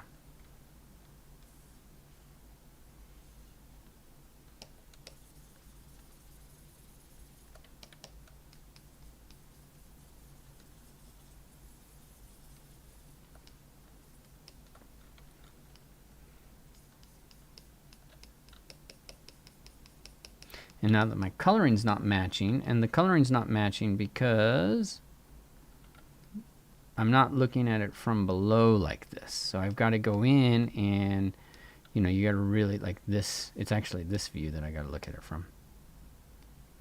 This part is actually pushed forward, pulling that in. Lots of things for us to get in and try to make sense out of that. But let's go and start to wrap up some of the comprehension.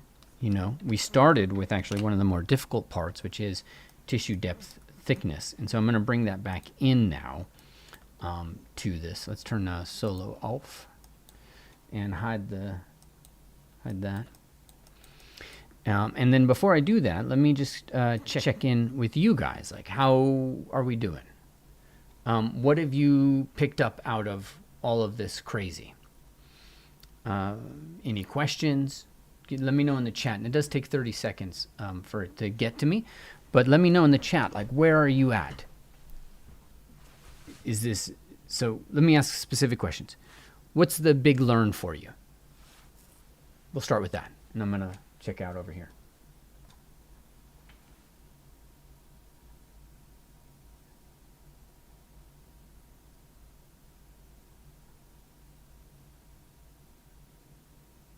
Sunny, why is there a countdown for your course? Is it just pre-recorded video courses? It is, yeah. You want me to just leave them out there forever? I'm going to go to Rome, and I don't want to be thinking about sales and all that stuff. So this is the time period that just makes my life easy. Get people in, and I work with people in Discord, and I'm not dealing with a bunch of customer service. This transaction didn't go through. But it's not just pre-recorded. We also, like, you'll see in the Discord, we do stuff.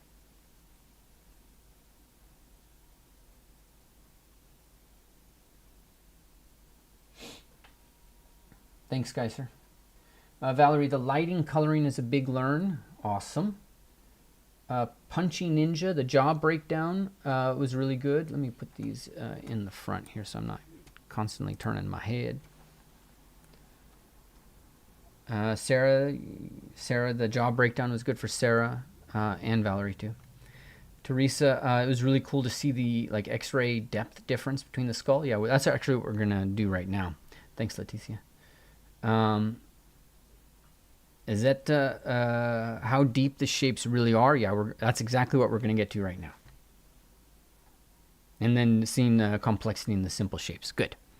Good. There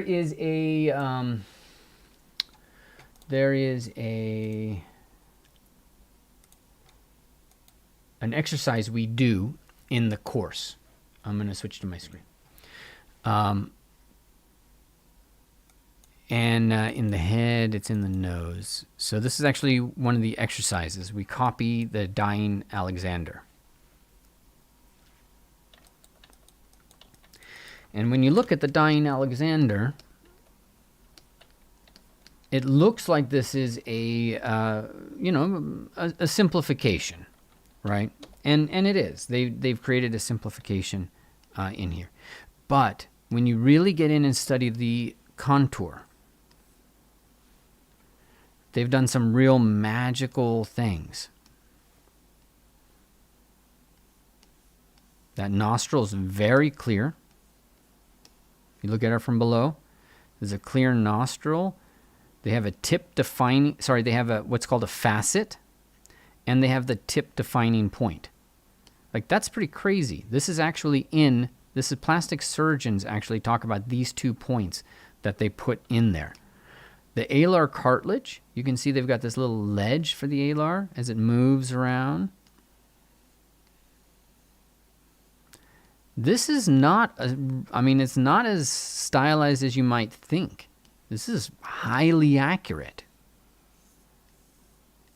They were really doing a great job. Look at the frontal, look at that, right in there. That's that frontal process of the maxilla that we were working on.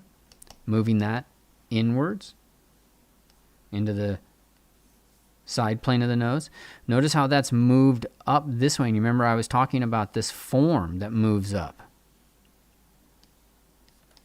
And it creates, if you look at it on this side, it creates a pattern, a light. Of course, there's another light here coming from, the orbit of the eye. But, this part we talk about in the video, in the lesson, they really mess with us because it's actually all one convex surface. So it should be going just like that. But if you look at it on the other side, you see they actually carved a line in there. Why do you think they carved a line in there?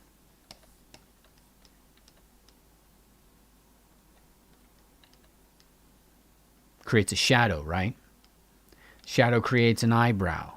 They basically painted an eyebrow by putting in a convexity, a concavity in there. When in nature, that's not a concavity. That's actually just all convexity. So lots of really amazing stuff that they did. You see that form as it trails in here? Man, these guys were not messing around. Hellenistic sculpture, not messing around. Take a look at, let's see if I can find the Flavian woman.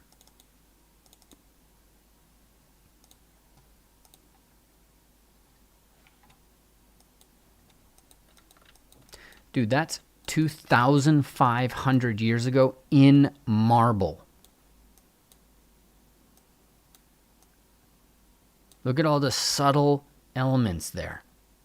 Look at those lips. What? This is pretty damn naturalistic. If you want to really see great sculpture, in the U.S., don't go to the Met. I don't go anywhere in the U.S. You did maybe the Getty, not really. Like, these are, it's like a poverty. If you go to Rome, it's an embarrassment of riches. And you go into the Capitoline Museum, which is where the Flavian woman is. So much, it's ridiculous. So much. I didn't go to the first time I went to the Capitoline Museum was like 2-3 years ago. No, it's 3 years ago. And I was blown away. I didn't know the Romans sculpted like that. And it wasn't represented in the Met or what I knew from U.S. Educational places.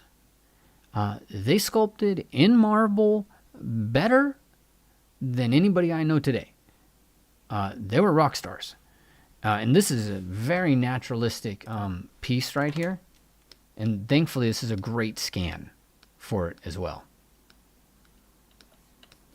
Look at that hair. Holy crap. All right, let's get back to ours. Let's talk tissue depth, thickness, and continue our digital dissection.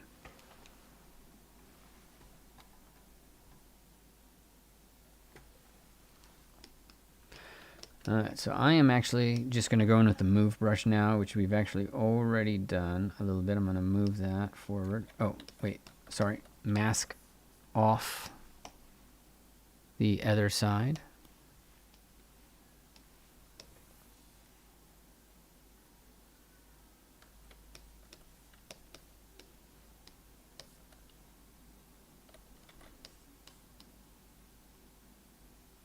There we go.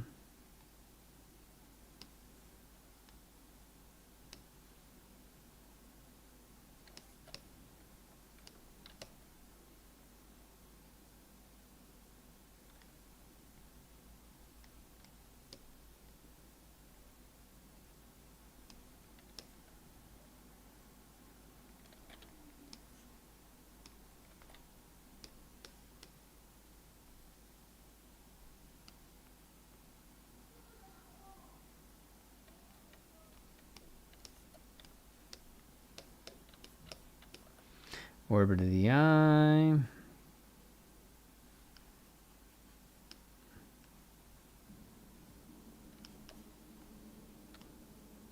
Look how far back these things are.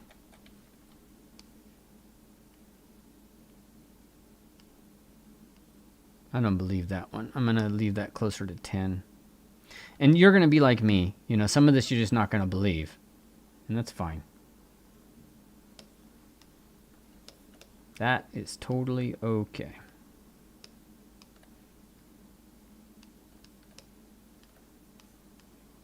Okay.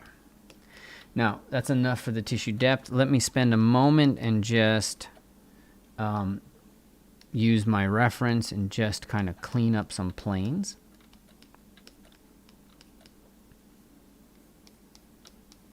Big movements.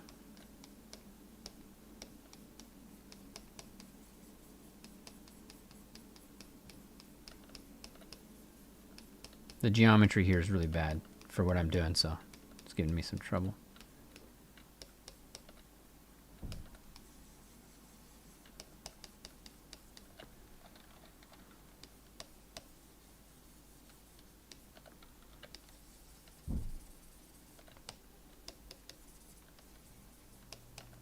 And then let's get a nice plane. That actually works.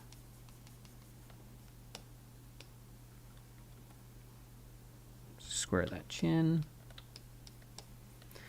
And I'm going to get this line that moves right here in between.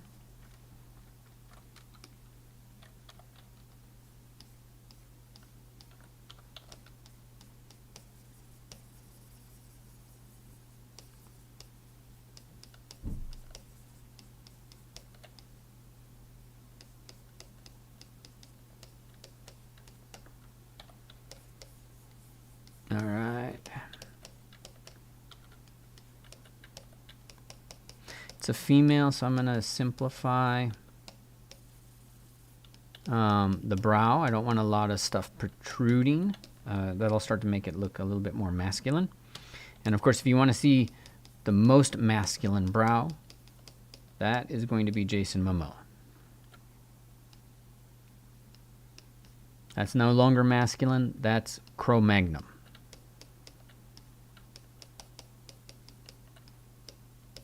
That dude's another species.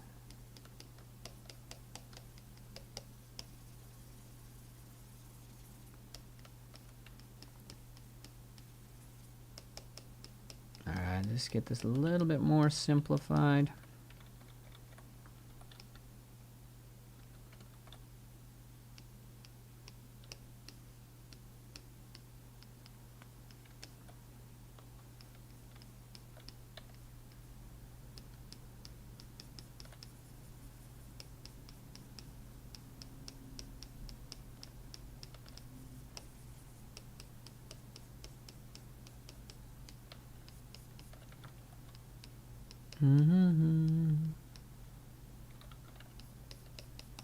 Okay. I feel I'm okay with this. I need to pull that line out. Canine, yeah. Just need a little bit more on that, and then I am fine. All right, so we've got our skull of a pretty lady. Now, let's go ahead and append another one.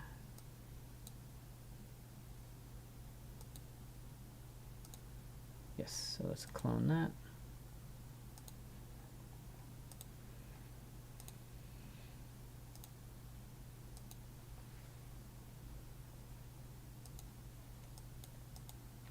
Perfect.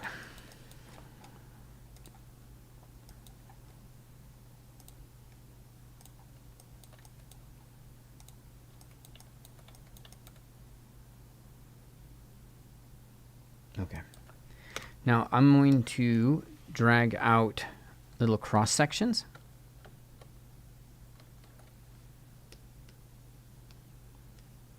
To compare. This is one of the exercises that we do, guys. This is an exercise I really want you guys to think about.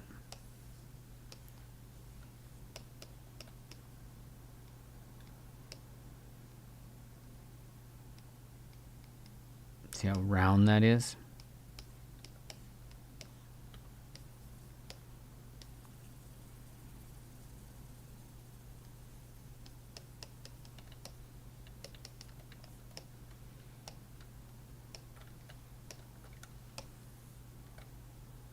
This is the power of digital sculpting, is that we can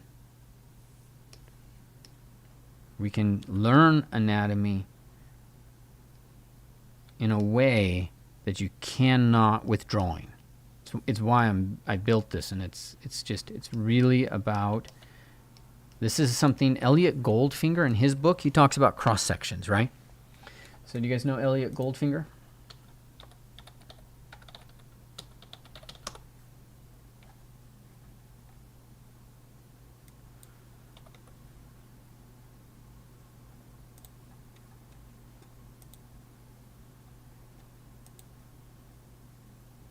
I'm grabbing the book.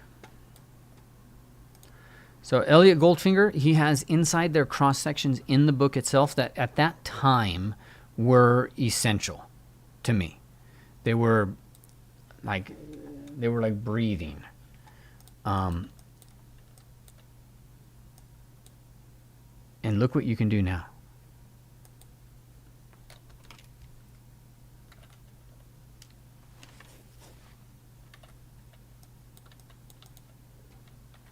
Let's save this, guys. I have a feeling I have not saved this in a while.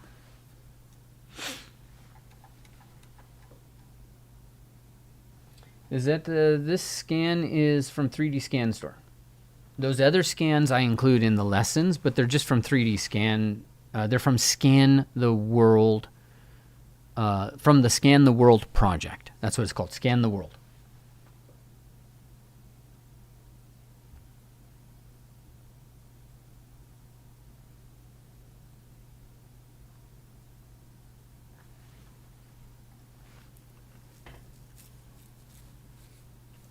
All right, note to self next time, make sure you save a project before you start so you know what kind of nuisance this is.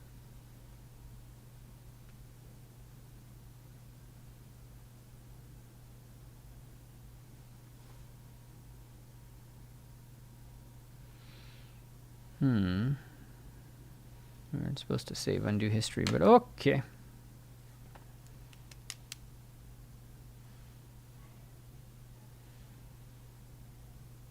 What do you guys think of the cross-section approach? Is anybody going to try that out when they open up their own ZBrush? And by the way, this scan, right? Remember, this scan's from 3D Scan Store. This is free. All right, let's get back in there.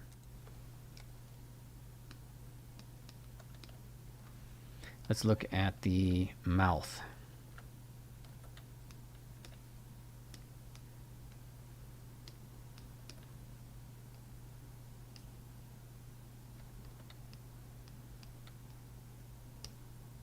See how we're keeping those teeth inside the mouth bag. Notice how much space there is here for muscles.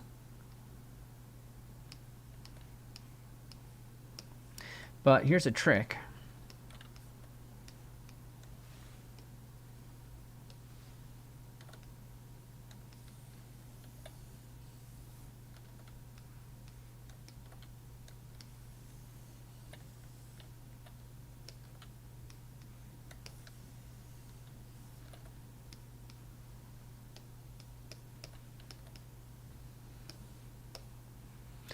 Let's do...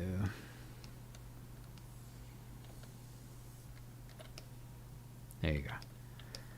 Right here, down in this bottom area, so you can see like as the jaw is moving down, up in this area, yeah, lots of distance. Down in this area, this is where the chin basically anchors. And the distance is different as it goes through. In fact, that could actually bow out a little bit more right there. So you really want this to kind of pin itself to all of that area there. Okay, last part for us is, let's take a look at the brow. Let's say, that area.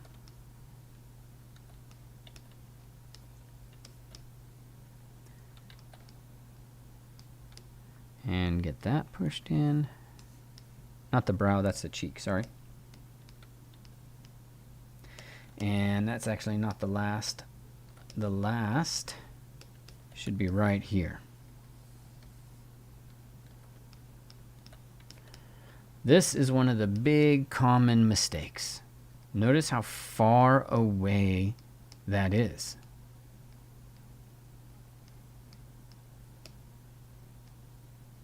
And how concave it was in comparison.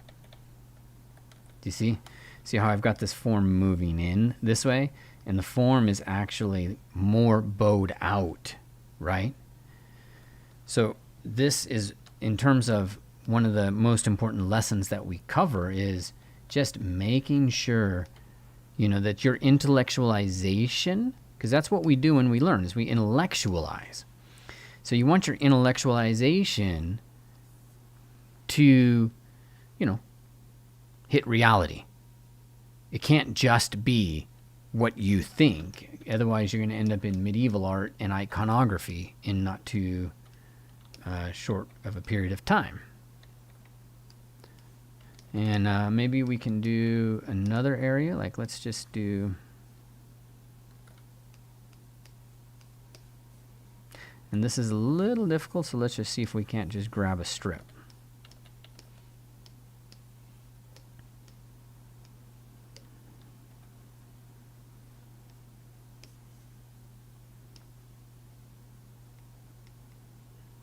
Wow, look at that. Look at how much space I left.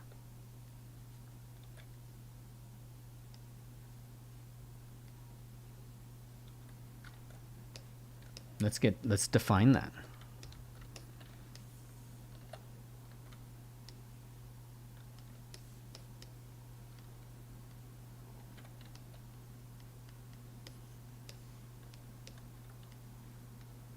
Drop that down.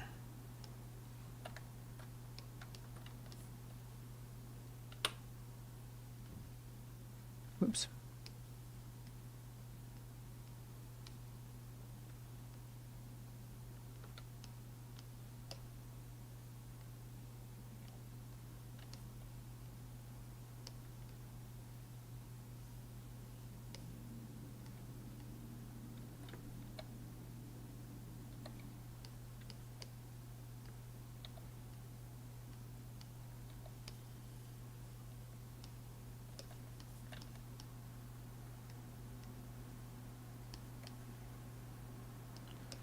And that's too far.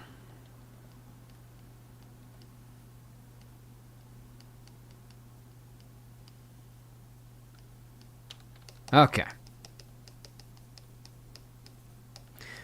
All right. That's going to be more accurate in terms of her skull. Solo. There you go. And do I want to do ghost? No.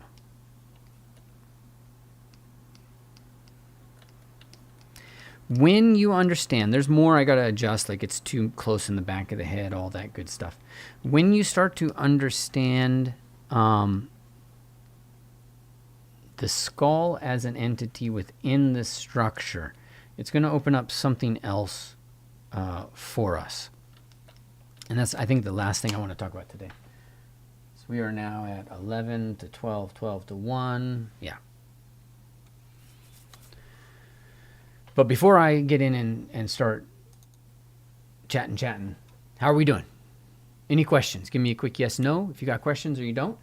And anybody else want to volunteer some big learns that they got? I'll take a moment, and I'm going to just prep myself over here on the screen.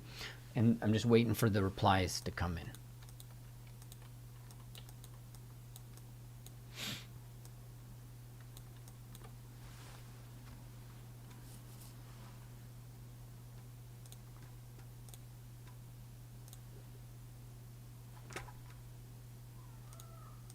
I'm just waiting for the replies.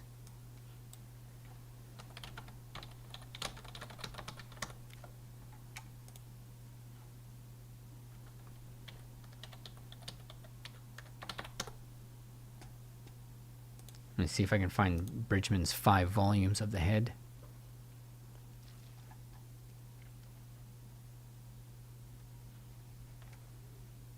No.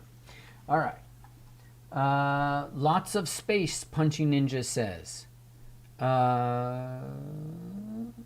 Could that be due to the difference in the reference skull from the scanned face? I don't understand that.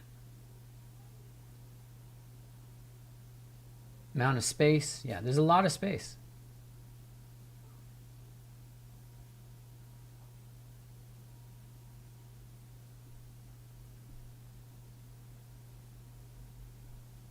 Sarah, carving the skull to study is a big one, is important.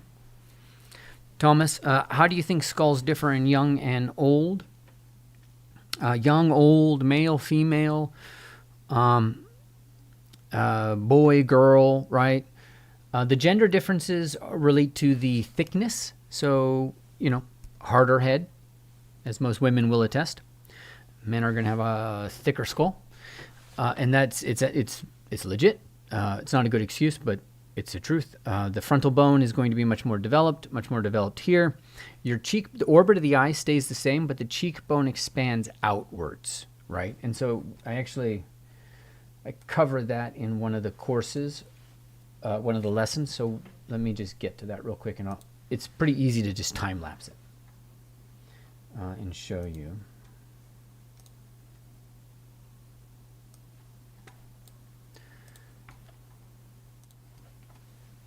So I'm going to just go through this. What you guys see right here, this is the female skull. And then what I have to do over a period of time is turn it into a male skull, which involves masking out the orbit of the eye and then pulling the cheekbone out, number one. And what I'm really doing is I'm thickening the cheekbone and thickening the zygomatic a little bit. And then the jaw. Pretty simple, right? I like simple process. Here I'm thickening the frontal bone. So I thickened the zygomatic, I thickened the jaw, now I thicken the zygomatic. Okay, then there's this is me getting in and defining some specific shapes. And then this is me defining the the superciliary arch. So in our scan, it's just a giant superciliary arch. Another big part of this, which we get to should be right after this, is the mastoid process in the back of the skull and the occipital. Those are significantly larger areas in a male. So you end up having to really get in with the mastoid process. What is this? The external occipital protuberance. It's weird. Can you believe that's in some people's skull? It's such a strange shape. And then after that, I go in and I start finding some of the vagaries, and it's just a sculpting. The rest of that is a sculpting exercise. Okay. Let me get on camera again.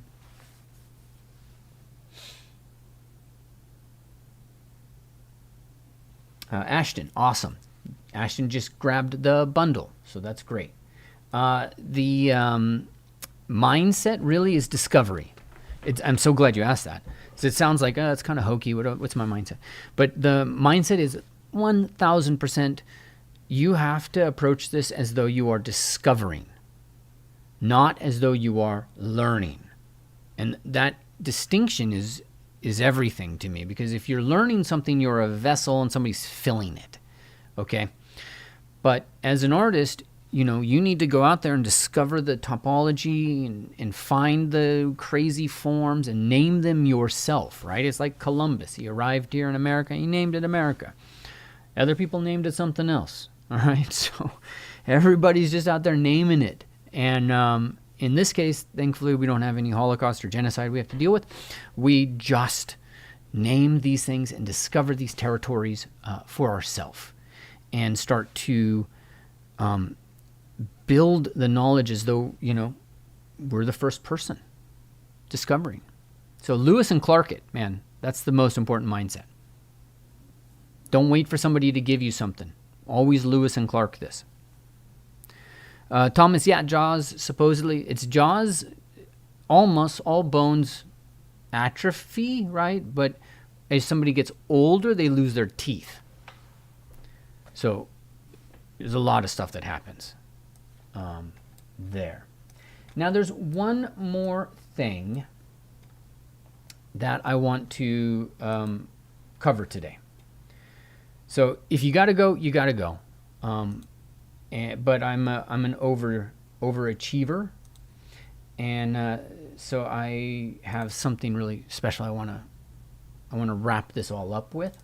I'm actually just finding the reference right now. Where's my Bridgman? And so we covered digital dissection of the skull, very primitive, right? Because I'm talking. So you'll see in the lessons, I actually go from beginning to end.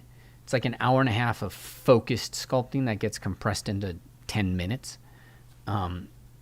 So, you'll see slightly different result. But we were able to get something. We were able to get somewhere and talk about the signpost along the way. Now, that done and said, you don't sculpt the skull every time you sculpt. So what do? How do you approach sculpting so that you are in a position to use the knowledge of the skull but invent your own forms? Does that sound like something that would be cool to cover? I'll say it again. We're going to take some of this knowledge of the skull. We're going to use a form concept so that we can take this power and start to invent. Let me know. I'm going to find this piece here. And I'm still on camera, so don't worry. I know.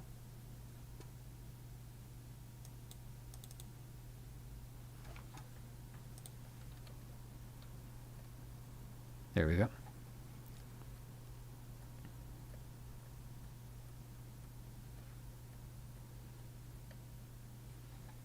Okay.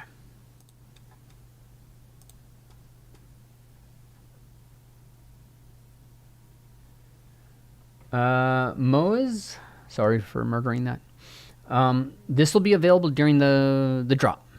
After that, I'll wrap this all up and we'll put this in the course itself probably. But there's no reason for it to be just hanging out because it's not a really good, it's not a long tail. YouTube, you want videos that are done for YouTube. So it's a different beast. So just so I don't screw up my algorithm, my relationship with the algorithm, I'll archive them after this and then I'll turn them into something cool. All right. You guys ready? You want to start learning how to turn this into power? The key is learning a form concept. All right, and this is something we cover in the torso section, which I consider to be the first class. The form concept that I like comes from George Bridgman. George Bridgman had 5 volumes of the head. He only says 4, but it's actually 5. So one of those is a cranium. It's a sphere. The sphere of the cranium, which you see him put here, he's also put here. The other one is the forehead. The forehead is a square block that's going into the cranium. The next one is the cheekbone. And the other one is this erect cylinder of the maxilla, really. He calls it the base of the nose. And then the 5th one is the triangular shape of the jaw. All right? So you can get this from Bridgman. I'm going to show you how we are going to take this idea that Bridgman has given us, and we're now going to start to use that to invent form. And so let's go ahead and turn, and this will be the last thing that we cover today. So I'm going to append. That polysphere. I think that'll be fine. Let me just move it so it fills up that space. Yeah. All right, solo mode on. Do I have subdivision history? Yes, I do.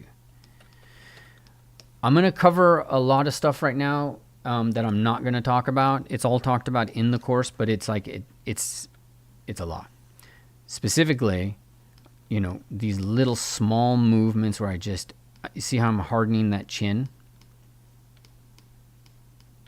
And it's just my technique.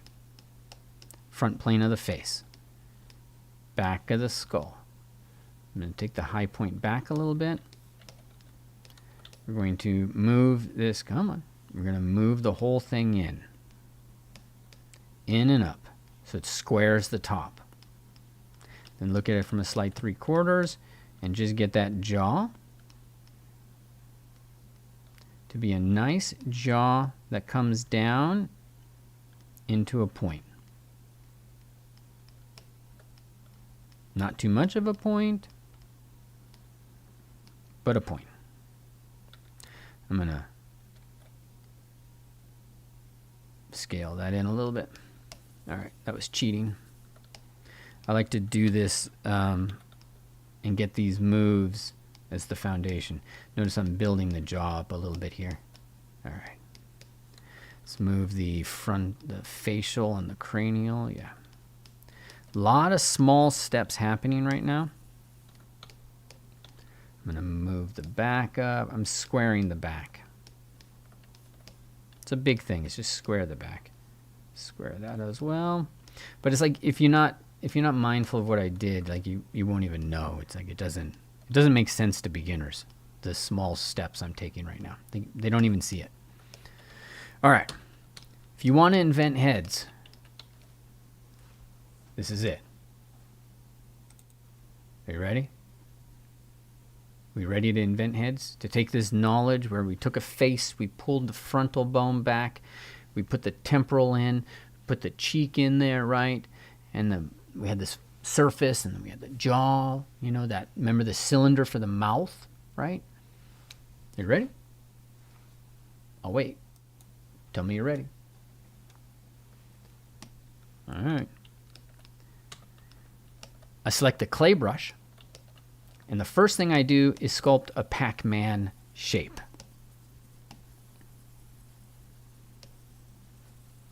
Okay, maybe even the standard brush, because the clay brush doesn't cut in very well. Pac-Man shape.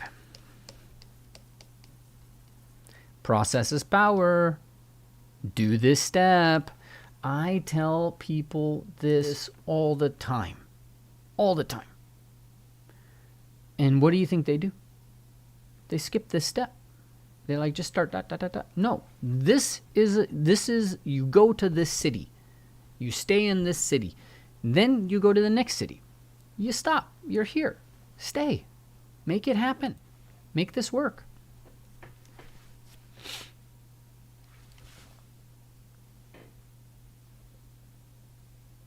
Ugh.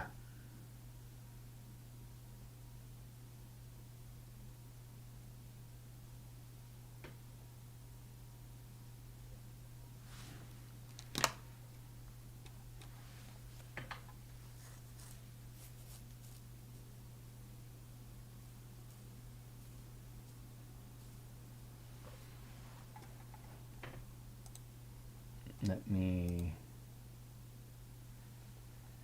delete all of the high resolution things that are taking forever for the saving.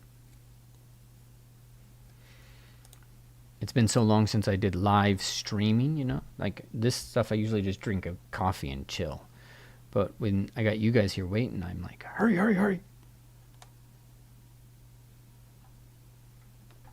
So we're still got a moment. Click OK to continue. Yes. All right, there we go. Pac-Man. Now, next steps. I'm going to cut across. Okay. What am I doing there? I'm also going to cut across here and create a nice little shape like this. And a nice little shape like this.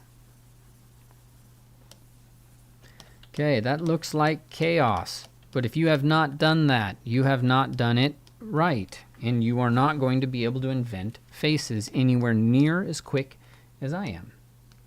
Okay, so let's go ahead and save that. Now I'm going to start to create the ball. What's my embed? Oh, it's 3. I'm going to create the block of the forehead.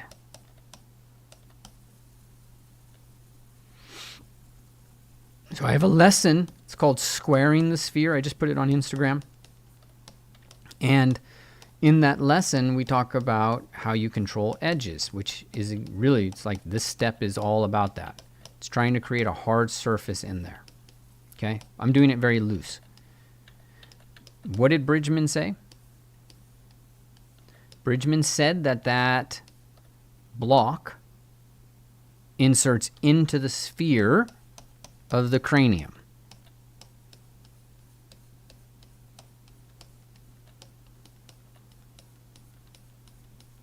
So I carve away.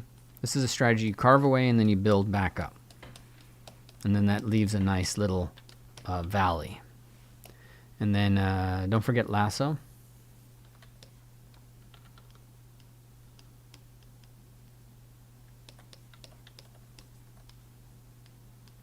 Okay. Now, I've got a block roughly indicated. The next form I like to indicate is the upright cylindrical mass of the maxilla, or really the teeth.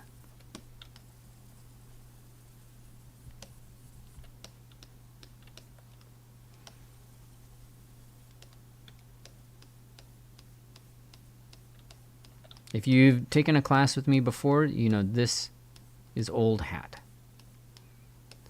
I teach this. I believe in this. This is the most important thing, is that you start to understand the form like this, right? I mean, I could even, as I go through here and do this,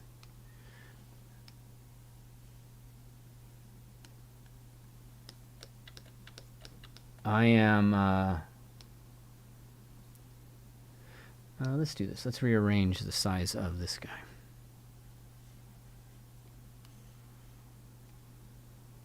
Yeah.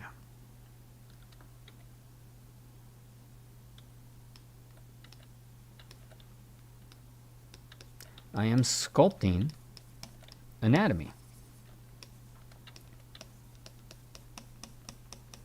I'm going to harden that chin. And I have this cylindrical column.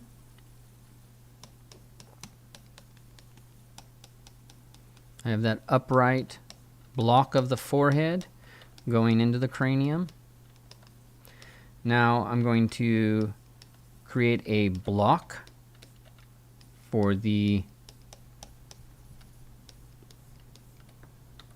cheek.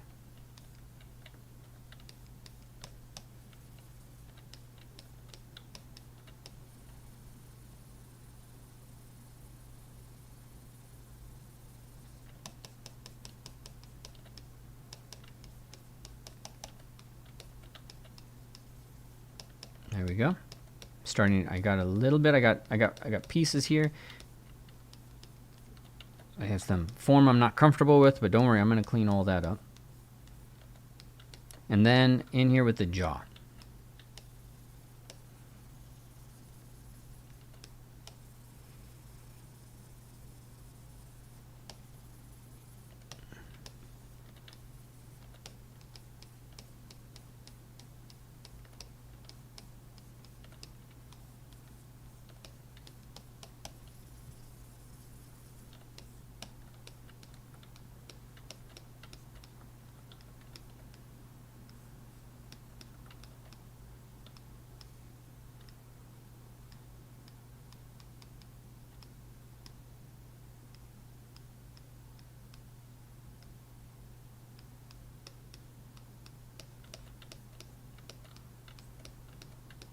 All right. Is that looking like Bridgman?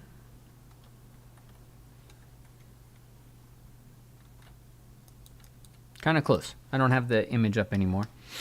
Let's just go ahead and duplicate that and move forward.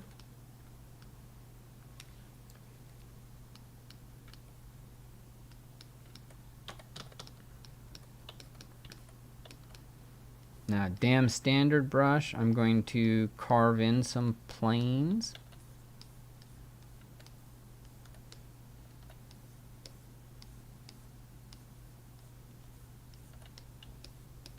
You see how loose I'm doing it?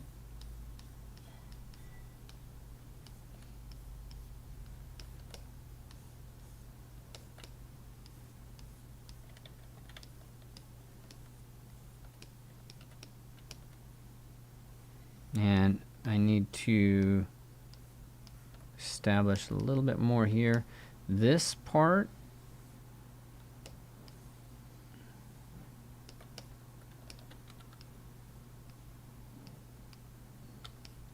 get that upright cylinder to pull all the way in. And then let's Dynamesh this just to make our lives a little easier.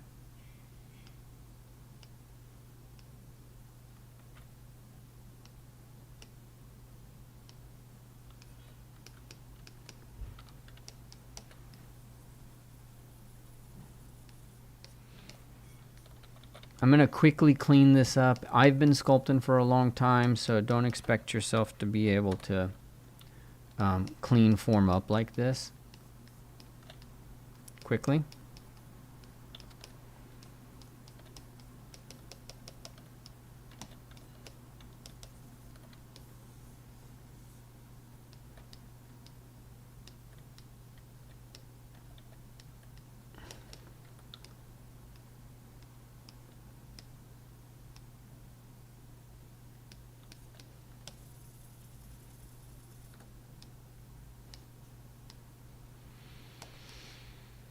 Form is there, something's up.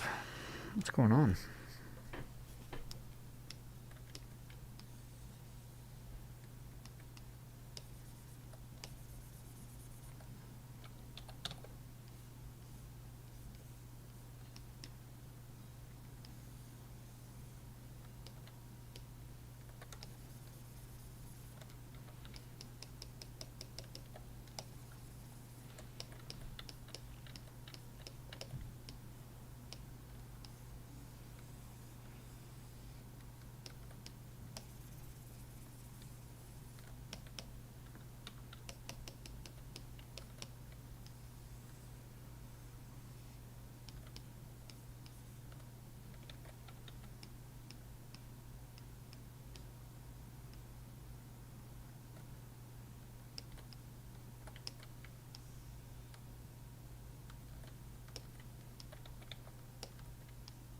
Yeah.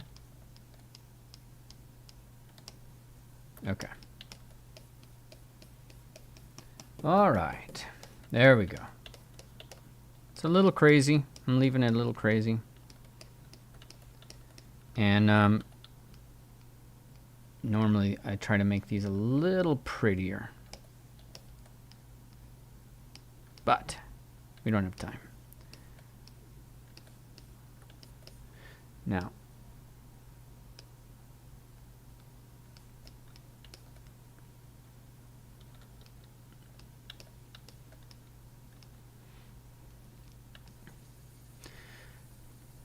I'm going to start turning this into a character.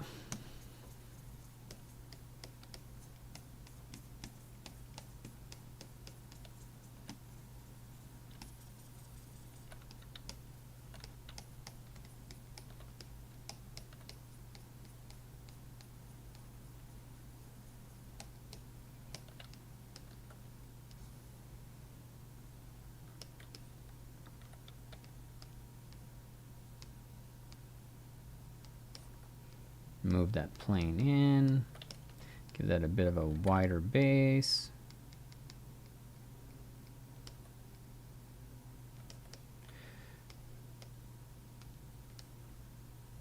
Dynamesh, unfreeze.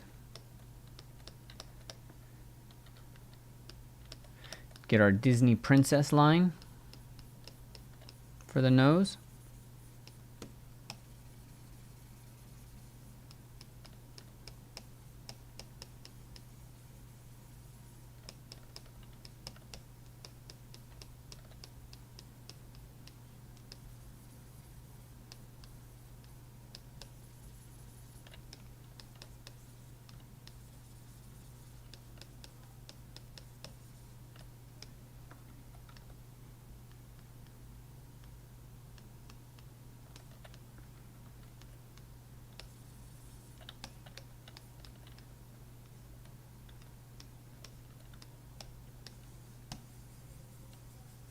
to excavate that eye a little bit. Try to find that form we were talking about. Where we pull, remember we were pulling that frontal process of the maxilla, and remember we kept it to, I'm pulling that out, looking at it from above and below to make sure it's nice and round. I'm putting that in as I'm going through here and trying to find and define this face.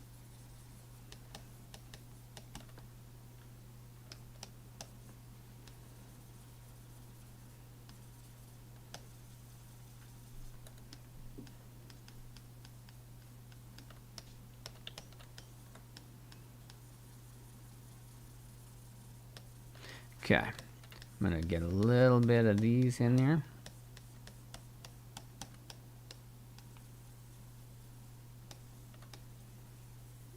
A little bit. And you start to see a person, right? You start to see some character. Cheek fat coming down to the muzzle of the mouth.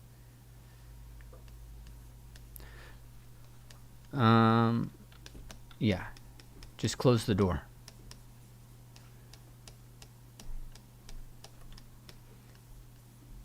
This form right here is both muscle, bone, but it's really being informed by, you see that line that we drew earlier coming down along the canine and sweeping down?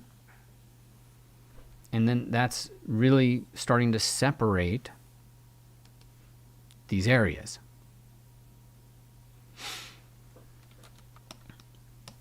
The skull is the foundation. I get to say the tagline of this lesson. The skull is the foundation of the head in a lot more ways than most people think.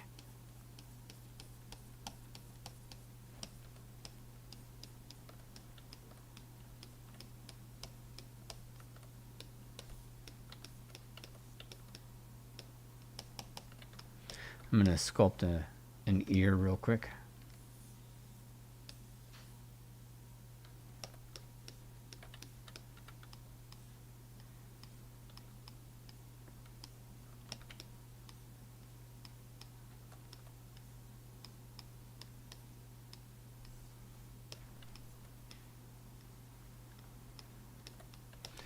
Freeze, Dynamesh, unfreeze. But, you know, it's too hard to sculpt without something there.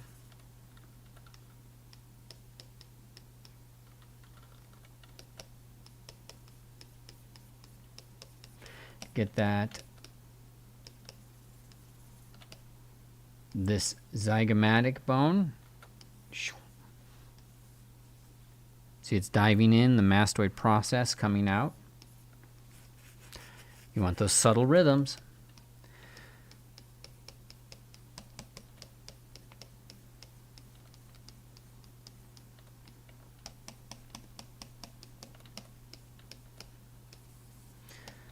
We don't need to, but right behind the ear, oh, it's going to kill me later. I'll worry about that later.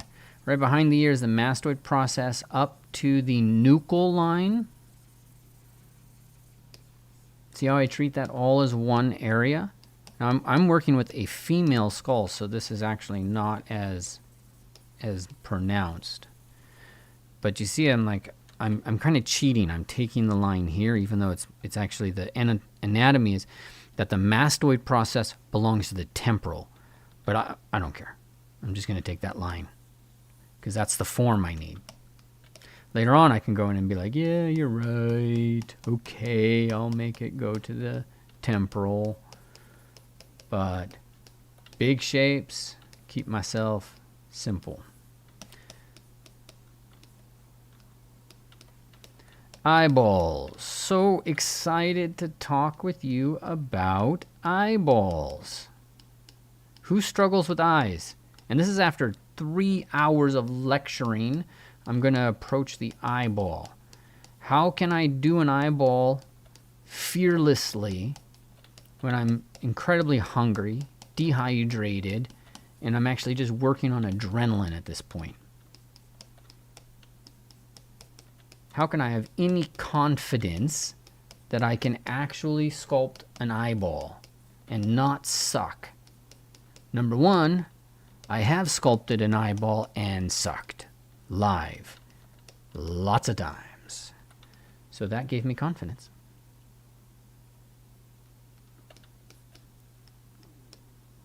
But the other thing that gives me confidence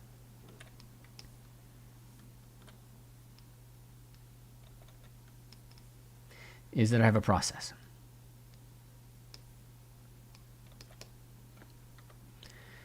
I have a process, ladies and gentlemen, and I have little bits of information and things that are important that, you know, if you know it, it's like, oh, that's why that stupid thing happens.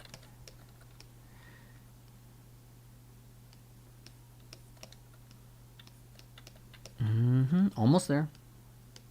Sagittal crest.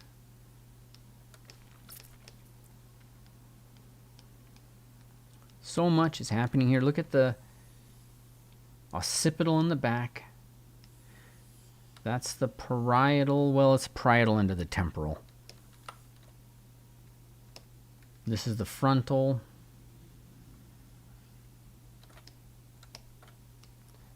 If you're eagle-eyed, you'll notice I sculpted the frontal bone. That becomes parietal. That becomes occipital. Temporalis is right in there. When you learn anatomy, it gives you power.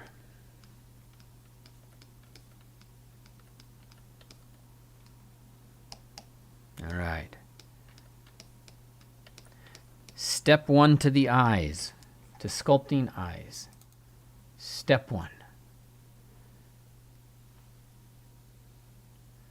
In order to sculpt the eye, you have to sculpt the no eye. Or is it just the area around the eye? The problem is your brain. Your brain's lying to you. It's always been lying to you. It was lying to you about that girlfriend that really liked you, but she didn't really like you. Your brain said she liked you, but she really wasn't that into you. You should have broke it off a long time ago.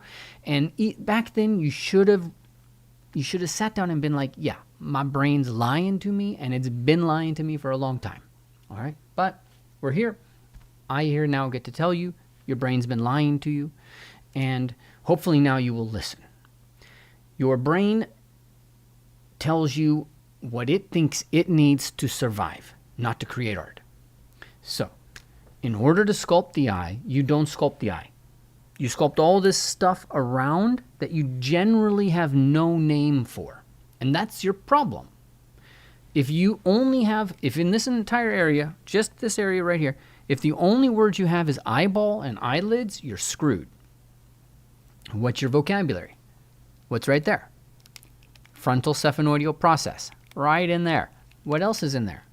Don't blind myself. Lacrimal bone. What else is in there?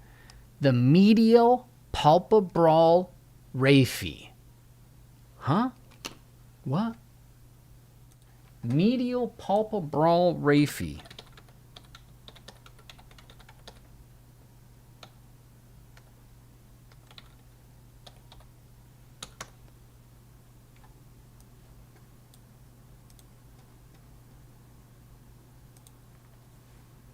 Medial palpebral ligament. Lateral palpebral ligament. Write those down. Look for those things. Those define as much of the eye, our experience of the eye as anything else. And if you don't know where these are, and if you don't know what they are, then you have not been sculpting. You've only gotten lucky when you've sculpted eyes that work. It's just luck. And we don't want to work with luck. I mean, luck is good. You don't want to know everything. You want things to happen, but you don't want to be dependent on luck. So I need to sculpt the area around the eye before I get in and sculpt what I technically know of as the eye.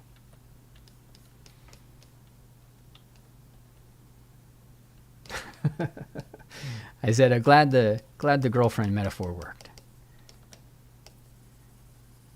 Not everybody's brain is made to sculpt. I like my our marriage counselor. My wife and I, we go see somebody that we absolutely adore. Basically said to my wife, look, all of the problems in your marriage, they're because of him. Me, the husband. I'm the problem, basically. But then she said, look, but it's genetic, so you're the one who screwed up by choosing him. Not much you can do now. So she basically says, you're level 1 autistic, Ryan. And so now, my wife's much more patient with me, much more understanding.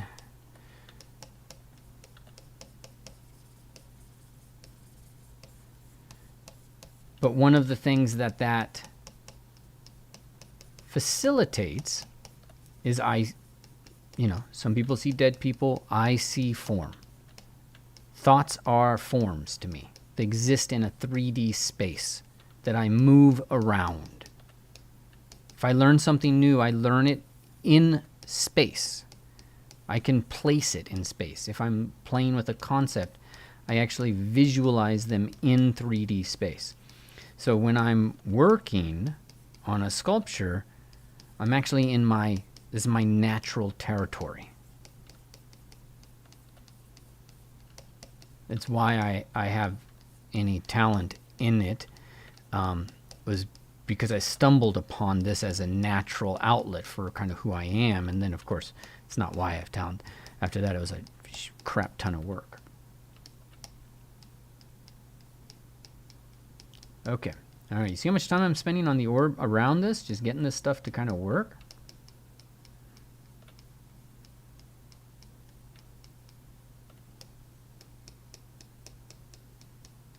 Don't cheat yourself. Put that work in.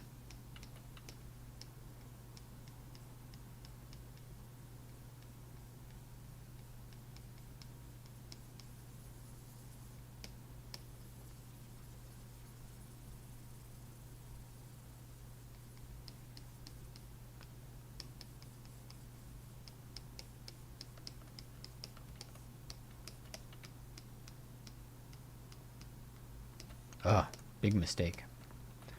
The nose needs to go inside. The mouth needs to go out. Need to have that. That's a big... Almost screwed that up. If you don't have that right before you start the eyes, it's just things look wrong for a long time.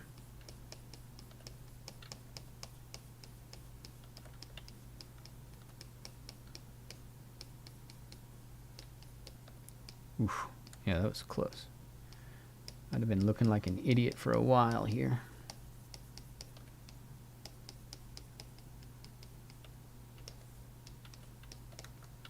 All right. All right. In honor of our favorite son here in Texas. All right. Time to get in. Sculpt the eyeball. I'm going to sculpt, just because I'm old school like that, an actual eyeball. Some people will append an eyeball. I don't care. It's all the same. Have it tucked up. Stay away from the edges. Don't let it build up too much overhang there.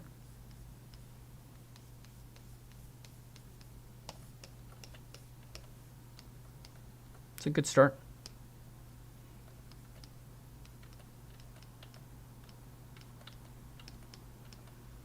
Right here in the corner. That's where your eyelid is going to come in and connect. You're going to have a shape right there. And it bridges this eyeball that you've got. And it comes and connects to right in front of the lacrimal bone.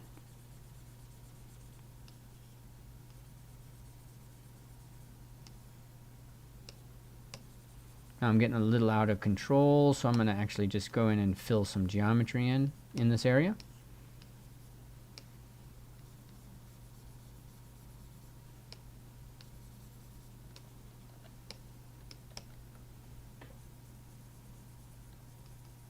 Okay, and then on the other side, you also have a lateral palpebral raphe ligament. That ligament connects on the inside.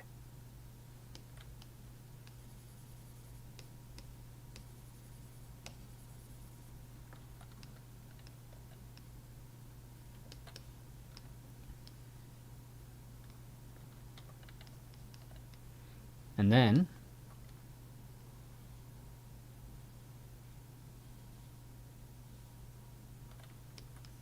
once you have that generally indicated, it's not a bad time to go in and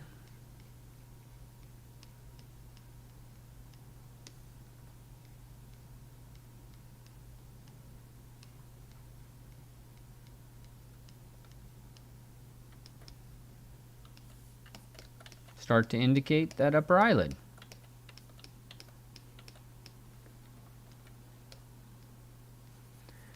Because I started with the ligament, I have more control, over this shape. Like it didn't suck for very long. Like I may still get into a phase where it just kind of sucks, but it's a really nice thing to anchor it, top and bottom.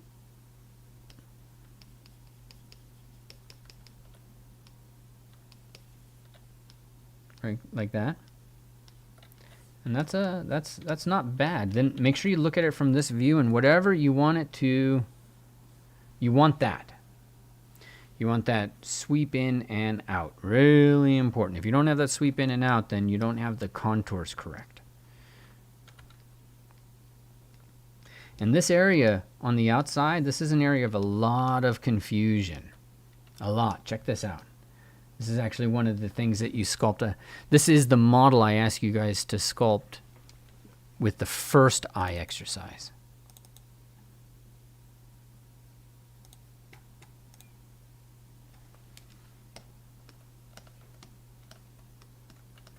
Look at his eye. Look, it's like the globe of that eye, boom, straight in. That's crazy, isn't it? Like, don't you want to fill that in a little bit? Like, just be like, hey, look, we need a little bit of protection going on there. But that is the bust of Homer. Also in the Capitoline Museum. 2,500 years ago. On the other side, he's got more space. On this side, not. On this side, he does. Okay. So I'm really cheating you a little bit here, but it's pretty crazy how far back that goes. So I am going to make sure that that's a nice clean line.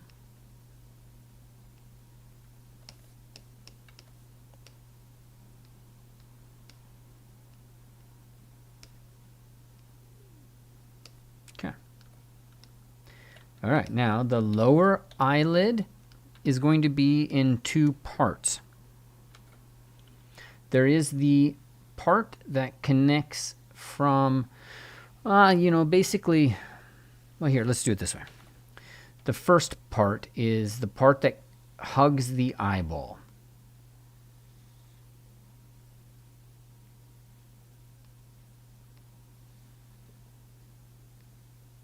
That part right there, seersuckered onto that eyeball.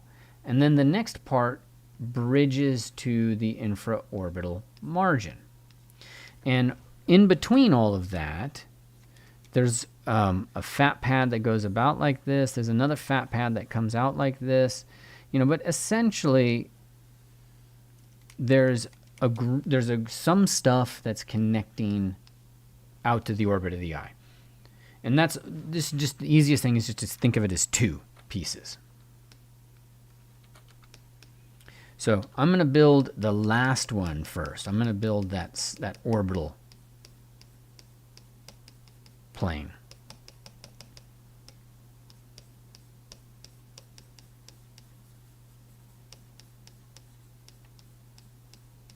Yeah, this is where somebody's going to have like eye bags, for example. We're not going to do eye bags.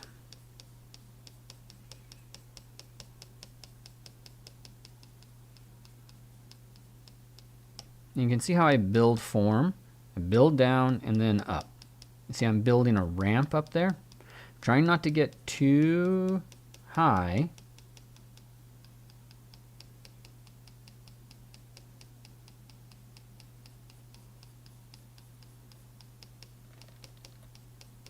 And then now I'll go for the gold.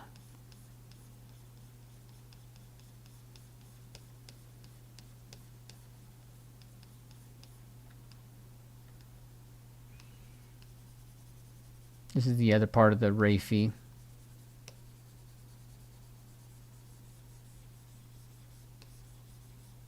I like to have the lower eyelid underneath the upper one. But most importantly, look where the corner of the mouth is and look at where the orbit of the eye is. Look at where the bone is. Different, right? Keep that in mind.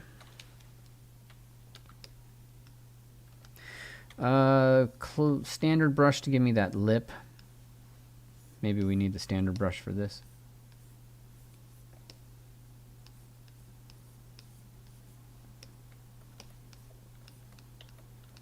And then once you have that, it's just a function of filling in those planes.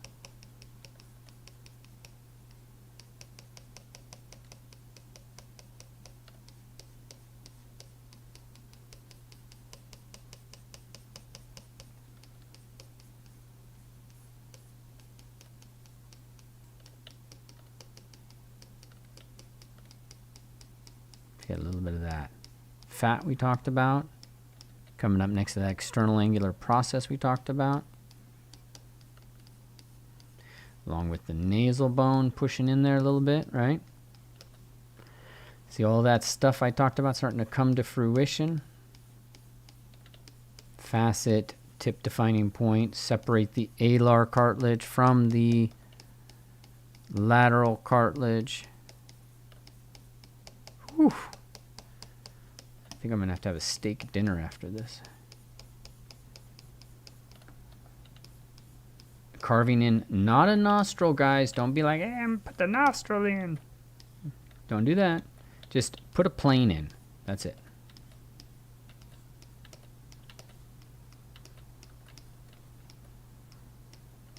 Now, there's adjustments, you know.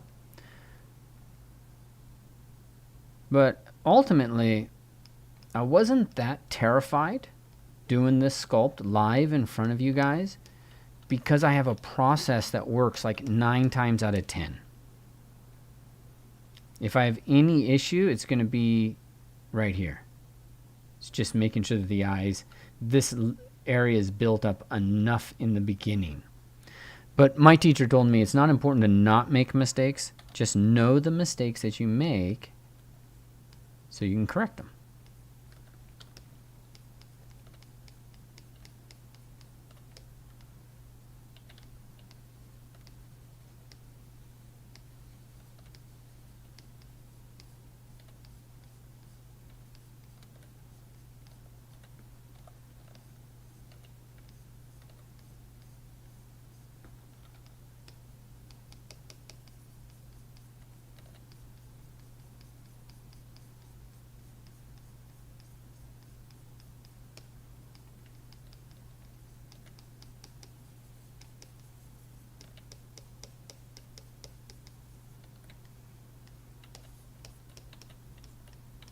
All right, and I'm not feeling that.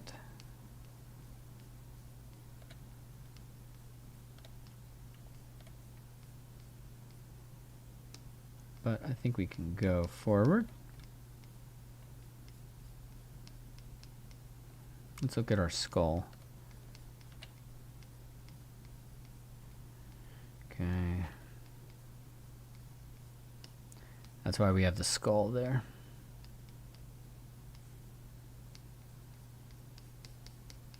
Oh my god, I'm so hungry, it's crazy.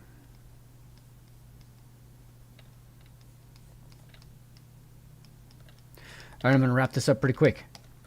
Eyes were the hardest part. Watch.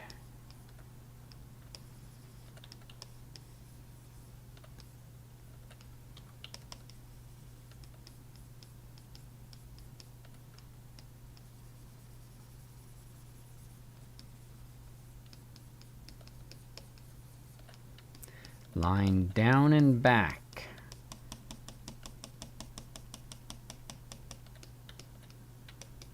What am I capturing there?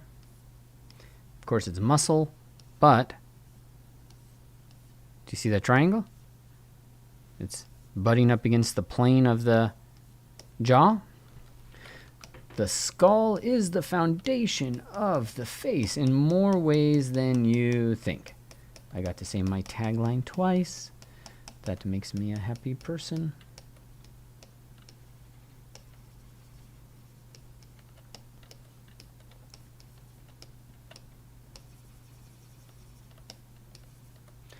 I like to separate lips. Lift them off the surface a little bit. So I'm going to lift that off the surface.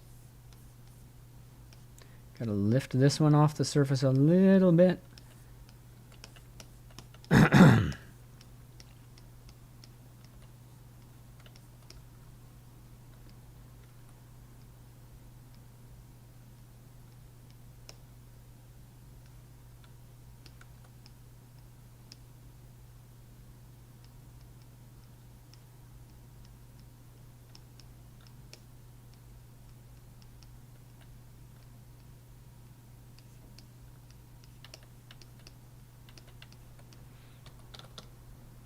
All right, line of the lip. This is like I'm coloring.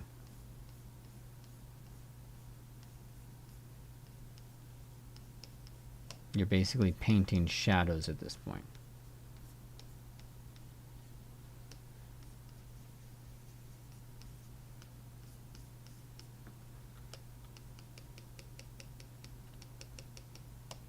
Some fat pads.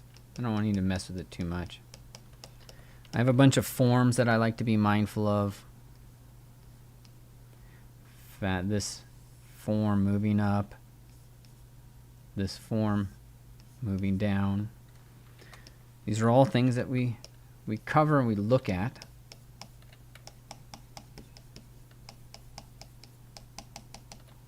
Let's get that form to move up. That form to move down and back.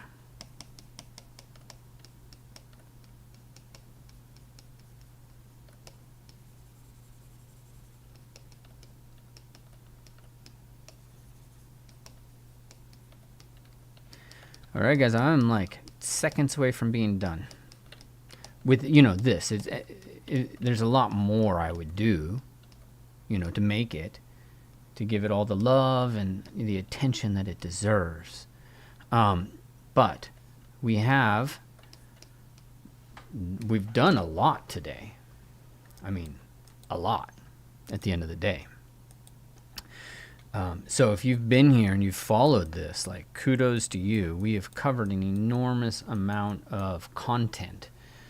And I'll let this stay on the screen here for just a second. For those of you who are kind of reviewing this. But what's your big learn?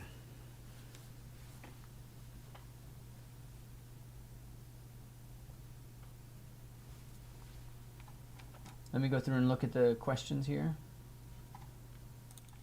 All right. Wow.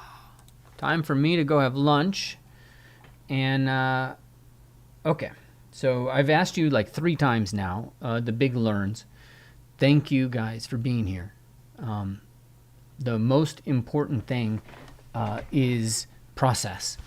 And so hopefully what I've done is at least a semi-decent job of talking about that process and identifying the steps that I take. That's the really important part. So Mike's like, eyes are always hard. Thomas's are hard. Eyes are hard. Great. Okay. I'm not sculpting the trapezius today. Today's the head. Ismail, I don't understand how each part originates, let alone the middle part. Vasu, quick tutorial about two-window viewport. Two-window viewport. Oh, you just mean split. It's in transform menu, split, set it to 1. Manikra, thank you.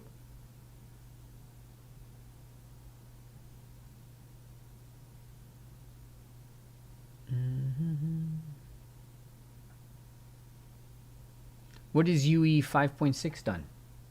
Did I miss something? That would be weird since I run an Unreal Engine authorized training center.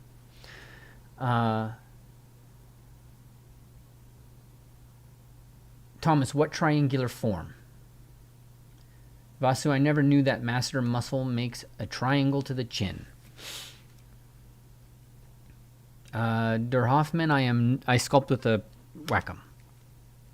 So what you see right here, it's a 32-inch. I don't think they make it anymore, but it's a 32-incher. Diego, this is pure gold. Thank you. Sculpting shadows, awesome. Thank you for the kind words. Malum glass artist, Teresa, Rocco. Okay, sweet.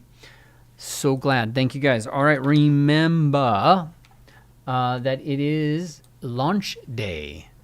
So we have 5 days of these, and if you go to my YouTube, which I'll pull up over here, I'll pull it up in a second. So you'll be able to kind of catch all of the lives.